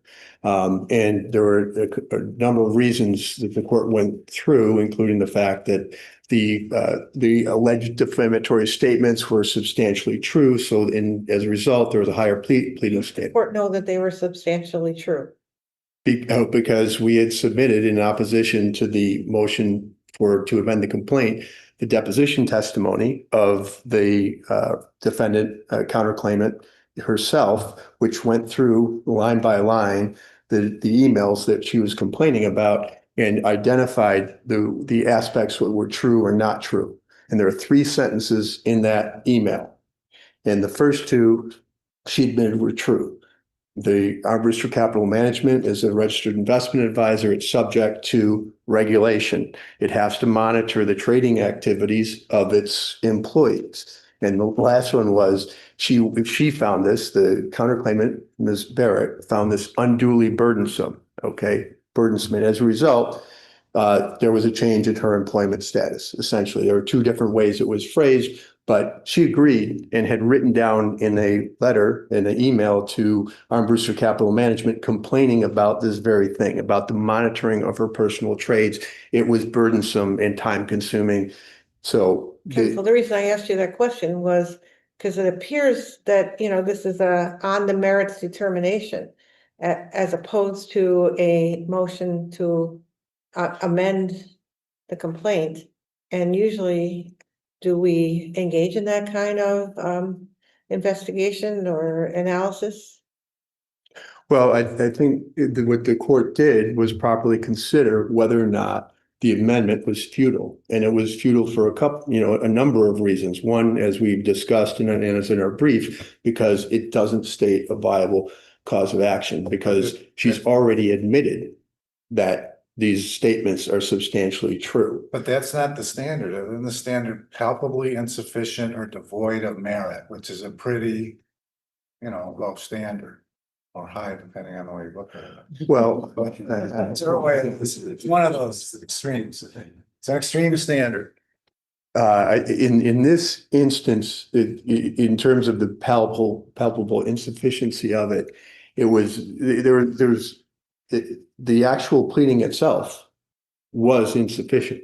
If we go back to where we were, which was we moved to dismiss on the standard basis for moving to dismiss, which was it didn't state the exact words used, it didn't state to whom they were used, it didn't state the time and place of the statement. That was a basis of our motion to dismiss the counterclaim. As a result, and that determination which the judge dismissed the counterclaim is not being challenged here on appeal.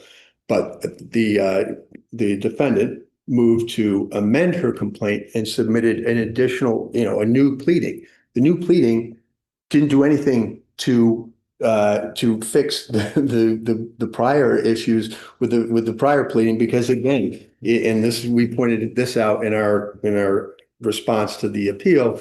It didn't state the time or place or to whom the actual statements were made, or the exact statements that were made in the proposed amended complaint. So weren't the statements made to her clients? The email sent out, by the way, she's also not work here anymore, and and indicate a number of factors, finding it overly burdensome, highly regulated business, and we protect our clients against conflict of interest. So we're doing that, and she's not working here anymore. That absolutely happened, So Judge, and that's in the record. Right, takes care of the third parties.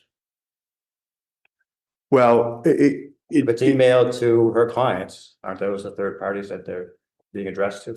that's in the record, Judge, as a result of what, ultimately what the submission turned into, which was the defendant submitted a deficient pleading, which the judge declined to permit to proceed because the pleading itself didn't meet the standards under CPLR 3016A. So this is an abuse of discretion case, if it's anything. The judge got it right. Ultimately, Judge Doyle got it right, because ultimately the pleading that was submitted was insufficient. But nevertheless, the judge did consider, all right, if all this, now you've submitted these emails that contain the statements that you say are defamatory. The judge then took the time to analyze those emails under the appropriate standards, and in light of the other evidence that was provided to him. Sort of like a summary judgment motion? Well, I would suggest, Judge, that it's not like a summary judgment motion. I would suggest that in light of the evidence that was submitted on both sides, the defendant submitted evidence external to the pleading itself, and the plaintiff responded with evidence that undermined the evidence that was submitted by the defendant, because whatever was actually pled, which was not much, Okay, it was not sufficient under 3016A. Whatever was pled in the extrinsic evidence that was submitted in addition in order to attempt to make this claim survive was undermined by the plaintiff's own statements herself when she went through and said, this is true, okay? The only thing that wasn't true about the statements that ultimately is the whole basis for this counterclaim was that it was the burdensome nature of the trading policies wasn't the only reason she resigned. And that's in the record, that's in her deposition. They pointed to nothing else that is a false statement. As a result, it's futile. And the record clearly supports the judge's decision to not permit this counterclaim to proceed. Thank you, Counselor.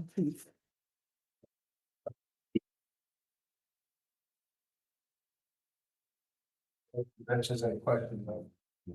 And the court rules don't allow any rebuttal, so. Which you are well aware of. Yes, ma'am. Darlene Miller versus McGrath.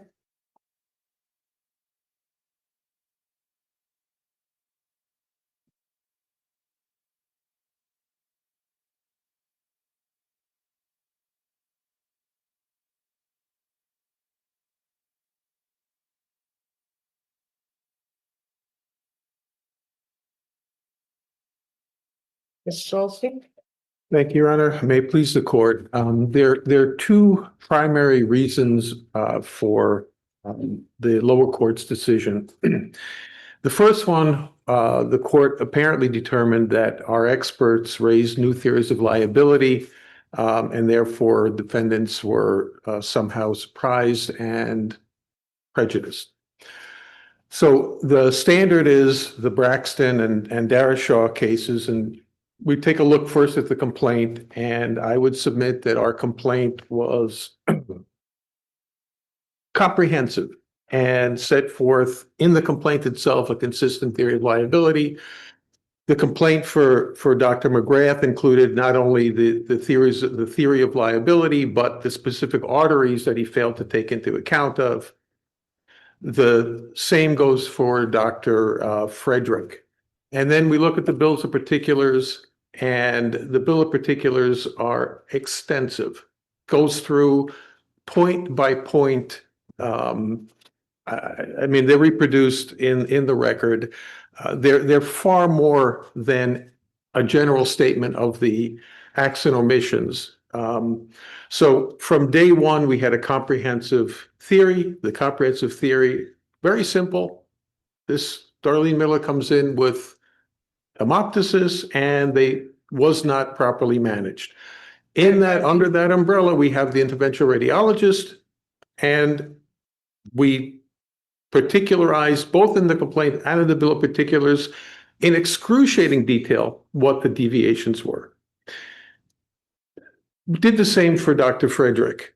The other reason why there's no surprise or prejudice is defendant's own physicians conceded that there was a deviation in care. And if you look at Dr. McGrath, he conceded not only proximate cause, but injury. Yes? Counselor, with regard to Dr. McGrath, can you clarify for me, what do you concede, or what do you believe is dismissed in the lower court regarding the liability of Dr. McGrath? This was a difficult decision to decipher. And I did my best to decipher it. So what I think we were left with is that any allegations of pre-procedure, according to the lower court, are out. Okay, I mean, that's what I'm sorry? Did you agree to that? No, clearly But not. that's what the court ruled. That's what the court ruled. Okay. And then, according to my reading of this decision, it was a difficult decision to get through. According to my reading, anything post-procedure is out, which we didn't agree to. And then we come to the procedure itself, and what we're left with is that the only cause of action or the only negligence that we can move forward with is that Mrs. Miller was not bleeding at the time And we have, I mean, that's clearly a question of fact, because she said she wasn't, the nurse in the operating theater said she wasn't, and Dr. McGrath said she wasn't. And the nurse even said that, I mean, Dr. McGrath said, I gave her a suction and she was suctioning the blood, and the nurse says, I would never give a suction. We never give suction. So before we move on, just to be clear. Yeah. It's your position here today that you did not consent to any of the dismissals regarding that. I consented very clearly on the record to consent, because that is a cause of action that I did not plead. So if you look at the transcript. Informed consent. Yeah, I conceded no informed consent. I subsequently gave up res ipsa and I think hasty look, which I conceded, and the fact that Dr. McGrath doesn't do bronchoscopy, so I can't target him for, you didn't do a bronchoscopy. With the part of the records that said bronchoscopy out. Yeah, That has that's to do with Dr. McGrath himself failure to do Performance. bronchoscopy. correct. But not with other aspects of the bronchoscopy. Correct. And I think that's very clear because we have multiple allegations and experts talking about that the bronchoscopy should have been done, but obviously Dr. McGrath doesn't do bronchoscopies.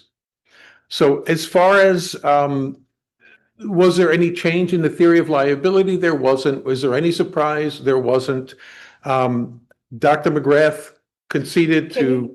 I'm sorry. Go on. Is that Okay. the list? Is that, All right. The last thing that I guess I'll jump on is our experts, and they were the argument on the lower court was that our experts were conclusory or speculative.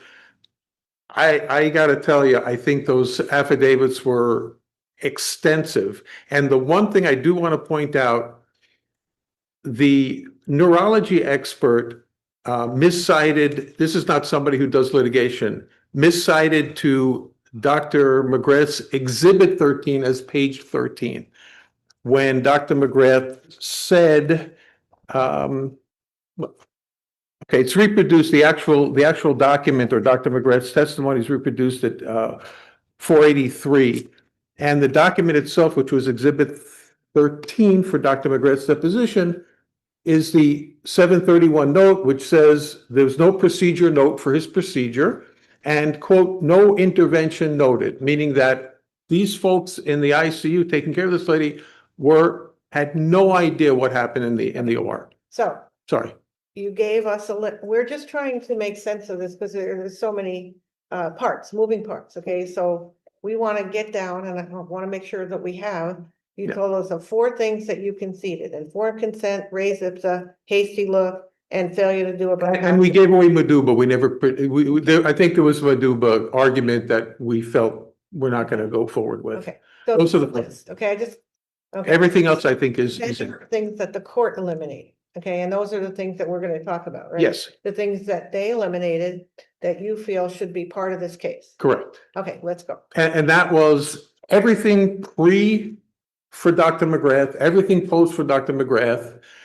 And Let's talk about Sure. procedure. It's my understanding that your allegation is that the procedure wasn't even indicated. And Correct. if they had done the bronchoscopy and the CTA, they would have known that. well, they did the CTAs. The CTAs confirmed on both occasions during both admissions that there was no reason to go forward with the embolization. Okay, Yes. and the bronchoscopy, what would that have told us? It would have told us where she was bleeding and potentially the cause of the bleeding, which is all you really need to know.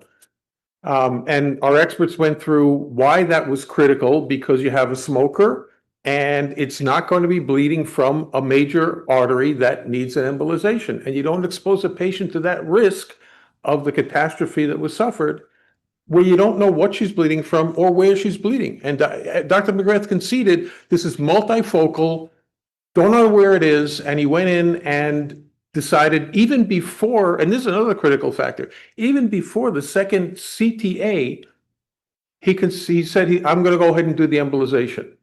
There were 2 CTAs, both of them confirmed there was no reason to go forward. Okay, so, all right, so is there anything else that you're resting on pre-procedure? the fact that the only thing that needed to get done was bronchoscopy. Obviously, Dr. McGrath wasn't consulted during the first admission, but for Dr. Frederick, you don't send a lady home who's bleeding. And you don't send her home when she's admitted for bronchoscopy. And you So don't, now we're switching, okay? We're back to McGrath? Such a pain, but are we switching to Dr. Frederick? for the pre, I think Dr. McGrath, I think we're okay there. Okay. Yeah. So let's stick with Dr. McGrath and tell us what you think is in post, because we do understand what's in Understood. during the procedure. Understood. The failure to do it correctly. Yeah. And to close off the wrong artery. And so we understand that, that big picture of the procedure, but post, what was his deviation post? Post, you have a procedure that we understand and he understood was potentially life-changing procedure if you have a complication. He leaves, he doesn't dictate a note, and he doesn't see her again for the 31st, 30th, 31st, until he's called on the afternoon of the 1st. Now, why is that important? Because as we just discussed, these folks in the ICU had no understanding as to what was done. They specifically wrote there was no intervention noted. They had no idea. When they found out, when they finally called him on the 1st, and they said, "Hey, what did you do?" And he told them, "I embolized the bronchial artery, I embolized this." That's when they first got the neurology consult, the neurosurgery consult, and they sent her for an MRI. That's critical because if you look at What's critical, the note? the note, well, not following your pay. This is not a radiologist looking at a mammogram like some of the studies some of the cases that were. This is a radiologist who's doing an invasive procedure that can cause this exact complication, and the lady's in ICU. Never follows the patient. So if you look at the result of him not writing a note, and Dr. McGrath himself testified, I write a note within 48 hours, but even that he didn't do here. Okay, so now we have Dr. Glover. Is that within the standard of care to write a note 48 hours later? This note should have been written at the time of the procedure. Like any surgeon who comes out or anybody who does a procedure, you make you don't have to dictate the full operative note, but you put a note in the chart. I embolize this. If the ICU people had known that he's embolizing right next to the spinal artery and this lady now can't move her leg and she can't pass urine, it's a different scenario. So it directly affected what this lady's post-op care was. Were there any other notes in the record, though, from that earlier procedure? There were not. They had no idea what was done. Their neurologist. No nurses wrote notes. I mean, I guess that's what we're. Right. What was left behind for the the hospital staff to deal with this patient? No, nothing. I didn't see anything, and I don't want to misrepresent, but I can tell you that Some of the same question. yeah, I don't know the answer to that, other than I can tell you that on the 31st and the 30th, the 31st, and until they called him on the 1st, they had no idea what had been done. Dr. Glover, the neurologist that they finally called in, says, quote, "The standard of care for an acute spinal cord infarction is emergent MRI and emergent placement of a lumbar drain." Why was that delayed? They didn't call a neurologist because they had no idea. According to the note, there was no intervention. So an interventional radiologist would go put the catheter in, look around, and decide, which he should have, but decide that we're not going to do anything. So she was in ICU for the hemoptysis, for the bleeding. The groin was fine, and there was no note of any intervention done by Dr. McGrath. So they proceeded under that assumption. No intervention noted. And that's R483 reproduced. As soon as they found that out, now we're 42 hours from this procedure when she can't move both legs and she's got 42 hours of ischemia. Now they finally wake up and they say, "Oh my God," and they send it for the MRI and they move forward. Okay, so this is a post-procedure allegation that you believe should be in the case that the court removed.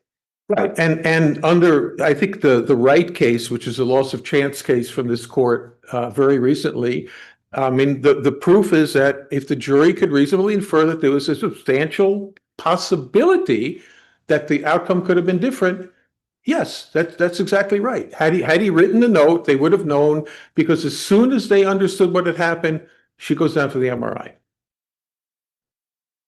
Okay. Okay. I get it. Go ahead. So that's Dr. McGrath, as far as post. I think Dr. Frederick is easier. I think her role is easier. This is a lady who came in who needed the bronchoscopy on the first admission. She didn't have it. Needed the bronchoscopy on the second. She didn't have it. And then she not only recommends, but advocates for this embolization. And she testified clearly.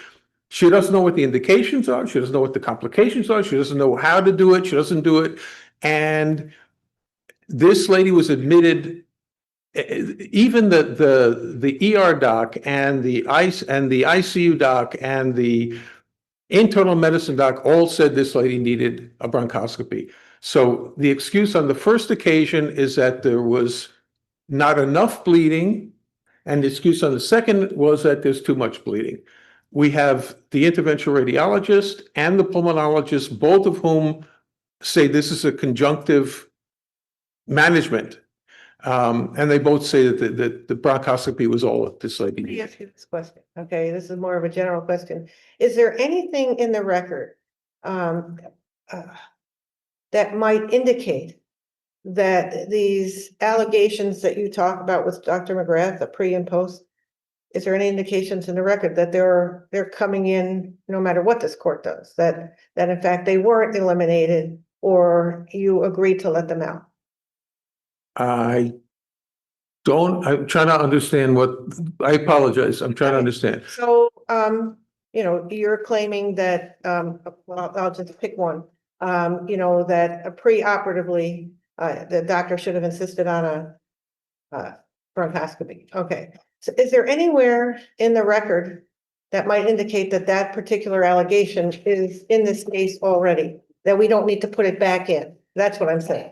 I think this was not the most cogent order. And that's really what these questions are getting to, is we're trying to understand the record, what was happening, because it isn't in the most cogent form. And I'm just trying to allow for, other people's interpretations. The difference may be between a doctor and a lawyer, okay? Right. So I'm asking you, is there any place in the record that we might already point to saying, oh geez, It's still there. yeah, that issue with regard to the bronchoscopy, that's in, no matter what this court does with this. I think, I mean, I'm reading what the ultimate order was, and I did want to add one other issue. I conceded that we're not going to proceed on negligent hiring or credentialing, so that was out. But looking at the order, SIPSA, negligent hiring, vicarious liability, the Meduba's out. Okay, so here's what the order says. All plaintiff's claims of negligence against Dr. McGrath based on any pre-procedure or inaction, any additional testing, performance of a bronchoscopy, evaluations, consultations, lack of indications, they're all out. Except for the fact that this lady was not actively bleeding. And then it goes on to talk about all post are out. So my reading of that is that the only thing that we can move forward with is the question of whether or not she was bleeding, and everything else is out. That's the way I read it. Fair enough. And I think, Dr. Frederick, I think, is a much simpler, Failure to do the. yeah, and then I think the one thing that was strange is that we specifically have in, I think the bill of particulars as well, that, this lady had a prior admission a few months earlier for pneumonia. We know ultimately that's where she was bleeding from. We also know that that's one of the reasons why there was no reason to do the bronchoscopy. But the lower court specifically dismissed that Dr. Frederick was negligent by failing to take into account patient's recent history of pneumonia, failing to properly coordinate with other providers, including, interventional radiology, but that's exactly what she did. That's exactly what she did. So I think looking at the order, what we have to move forward with is that little bracket of what she was bleeding or not. I think that this is we've certainly raised tribal issues of fact. We have three very well credentialed, very expansive opinions from three experts. I think it's a classic battle of the experts. And I think that the order that we were left with is just impossible to work with. Thank you.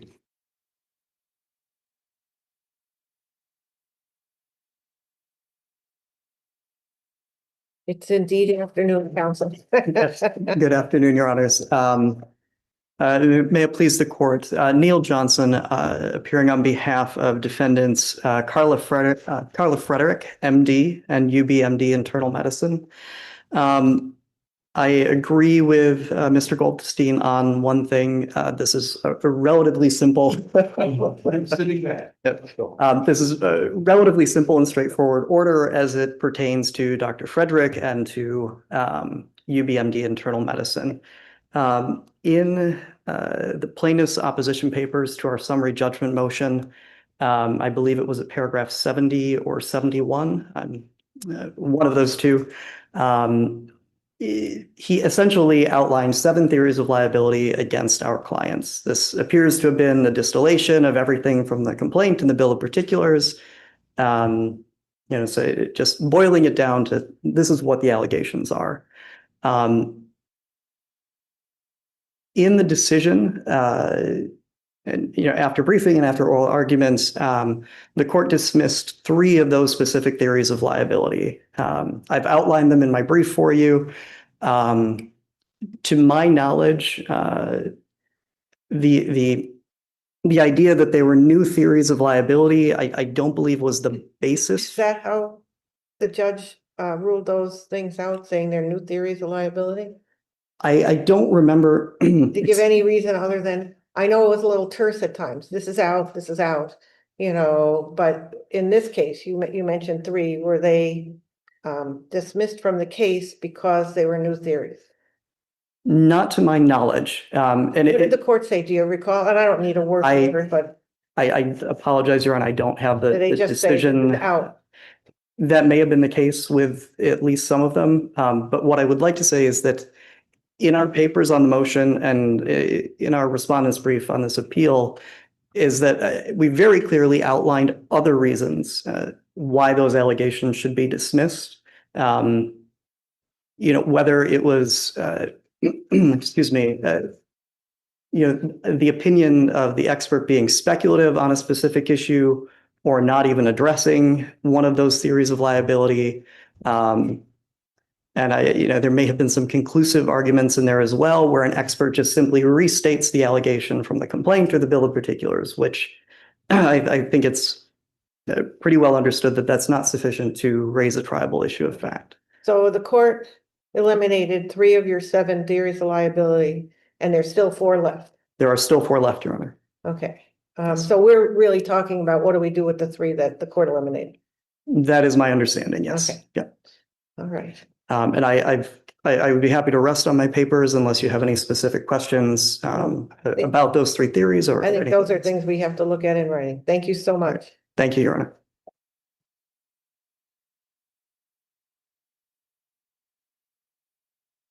Good afternoon, Your Honors. Mary Lou Roche on behalf of Dr. McGrath and Western New York Radiology.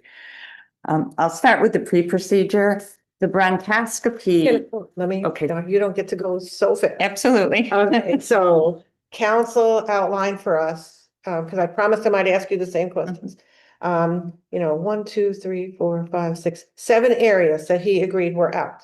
Okay, and no others. Did you agree with that list that he gave us? I can read them to you. No informed consent, res ipsa, hasty look, failure to do a bronchoscopy, medulla, informed consent and hiring and credentialing.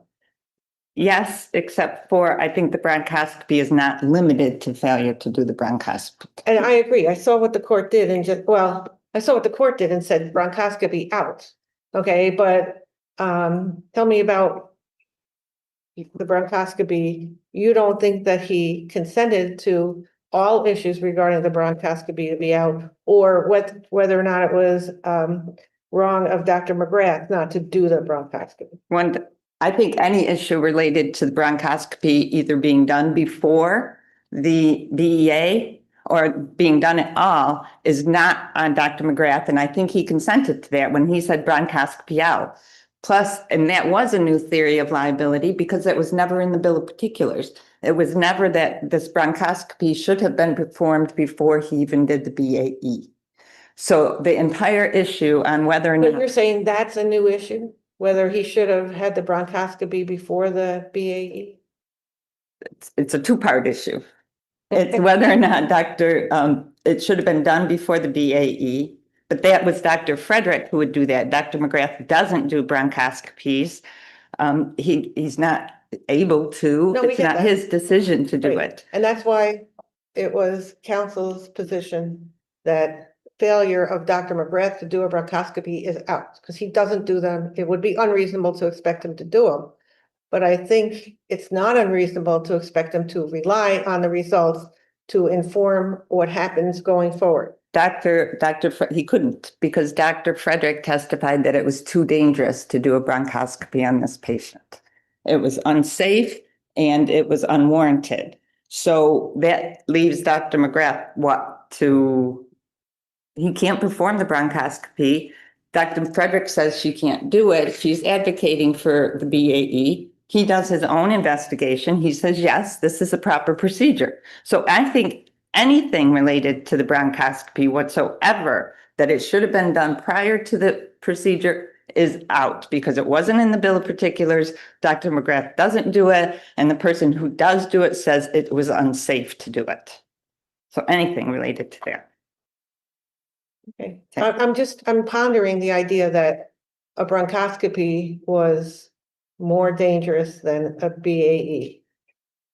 Dr. McGrath is not the one to make that decision, though. He cannot do the bronchoscopy. Something needs to be done with this woman. She is bleeding. She flat out, the reason that she was in the MICU was not because she was bleeding. It was because they were concerned for airway compromise. And that this is another point, but that's later on. So it kind of stuck. I mean, he's not supposed to try to help this woman when he can't do the procedure. So I don't know where we go from there, Your Honor. Okay, so we don't have the bronchoscopy, which counsel says is an important step before the more risky procedure. And then we move on to the riskier procedure, I guess. That's what happened. Because the first step is too dangerous to do. Okay. So that's out. So now you only have, to quote Your Honor, the more riskier procedure. Do you think it's out because he says it's out, or is it out because you don't see any merit to it and you put in papers indicating that there's no merit to that? It's not that there's just no merit. It's a whole new theory. Okay. That was raised for the first time in opposition to our summary judgment. So it's a new theory. He agreed to it. There was no one to do it because it was too dangerous. So for a number of reasons, it's out. And he agreed to it. When he said bronchoscopy, Okay, I mean. So, all right, so you're saying he agreed, because I want to go back and look at his words and see if that's a reasonable reading of his words. That's what I'm trying to do here. And so if it's a new theory or I think it's or he agreed to it, one of those two things. Correct. Okay. You can continue. Okay. Sorry. So there are a number of issues. So I think the only thing that's left in the pre-procedure is if it's related to the not bleeding, that she was not actively bleeding. And that's as a result of the court's order saying everything except the bleeding is out. Because that was in the bill of particulars. Their expert did comment on it. And that's the issue that I had with a lot of the things that he indicated in his papers, was that the three weren't there. He didn't have it in the complaint, didn't have it in the bill of particulars, or the expert didn't opine on it. There are some things that he connected all three, but a lot of things he didn't. And what So wasn't, it's your theory, it's your position that all three have to be there: complaint, bill of particulars, expert opinion. to some extent, they all have to at least discuss it. It has to be in the bill of particulars, complaint. Guess we can sort of merge those two together. And the expert has to opine not only that it's a deviation, but some nexus. Something that Mr. Goldstein didn't bring up was the utilization of fluoroscopy. That seemed to be a big deal in the papers. Yes. His expert never opined. It's a new theory. I did address that perhaps, you know, the complaint was broad enough to encompass it. Perhaps the bill of particulars was broad enough to encompass it. But their expert never said that Dr. McGrath didn't utilize or interpret fluoroscopy correctly. Okay. Never an opinion. So that you bring up another question that I found difficult to discern. Okay. Fluoroscopy, what does it mean? You could say that virtually every procedure done in this case is a fluoroscopy. You know, you're talking about some very particular fluoroscopy that there's an allegation that he didn't interpret properly or use properly. No, respectfully, Your Honor, fluoroscopy is a different type of test. It's a constant visualization of the arteries and blood vessels. It's in real time. There's no there's no stopping of it like we do, for example, angiograms. And I think that's what he was talking about when he was saying that he should have taken more imaging. I think he was talking about because fluoroscopy, you don't take imaging. They're very different tests. Angiograms, you do take imaging. So that's where, and that's not out that he didn't take more imaging on the angiograms. Just the use of fluoroscopy was never mentioned in the expert. He never said that Dr. McGrath didn't utilize it or interpret it right. In fact, the bill of particulars only says that Dr. McGrath didn't follow orders, guidelines, and policies and procedures as relate to the fluoroscopy. We have no idea what the argument even is on how it was improperly utilized or interpreted. So most of the procedure obviously didn't get kicked out with the summary judgment. However, again, further imaging is conclusory. The doctor doesn't say, their expert doesn't say when further imaging should have been done, what type of further imaging. That's a lot like the burn and coffee cases, where they just say too much. With burn, it was too much pressure, which resulted in ulnar fracture. Conclusory. Coffee, they said that a different vessel should have been used, with the expert not saying which vessel should have been used. Conclusory. So, and then notes. What about the post-operative? the case law is incredibly clear that if another well-qualified physician takes over the care and treatment of the patient, that doctor is not responsible for just post-op care and treatment. It is completely improper and untrue that the people in the MICU didn't know what Dr. McGrath did. She was in MICU before the procedure. The note in the MICU, there's a note that the procedure is pending. One of the nurses went down to the procedure area where Dr. McGrath was, picked up the patient. The note said that the MICU assumed the care of the patient at 8:30 p.m. And plaintiff basically in his papers admits that the critical care providers knew that Mrs. Miller had a BAE.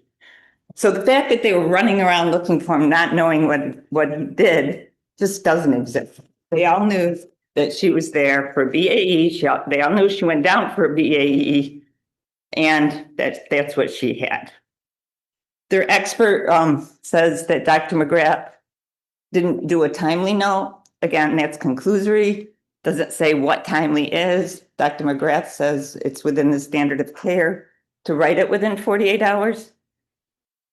Their expert doesn't say anything about the timing of when the note should be written.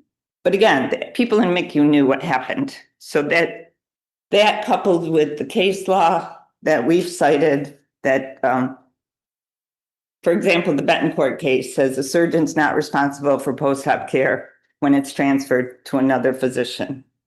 The fact that their expert says that he deviated from the standard of care by not following her up post-op is irrelevant. And that's the Bertman case, that an expert can't claim or can't state that it was a deviation in the standard of care when there was no duty in the first place. I think the law is pretty clear on the post-op procedure. All right, I think we have your argument. Thank you, And Your Honor. thanks for bearing with us while we try to get through this a little bit cloudy of a case. Thank you all.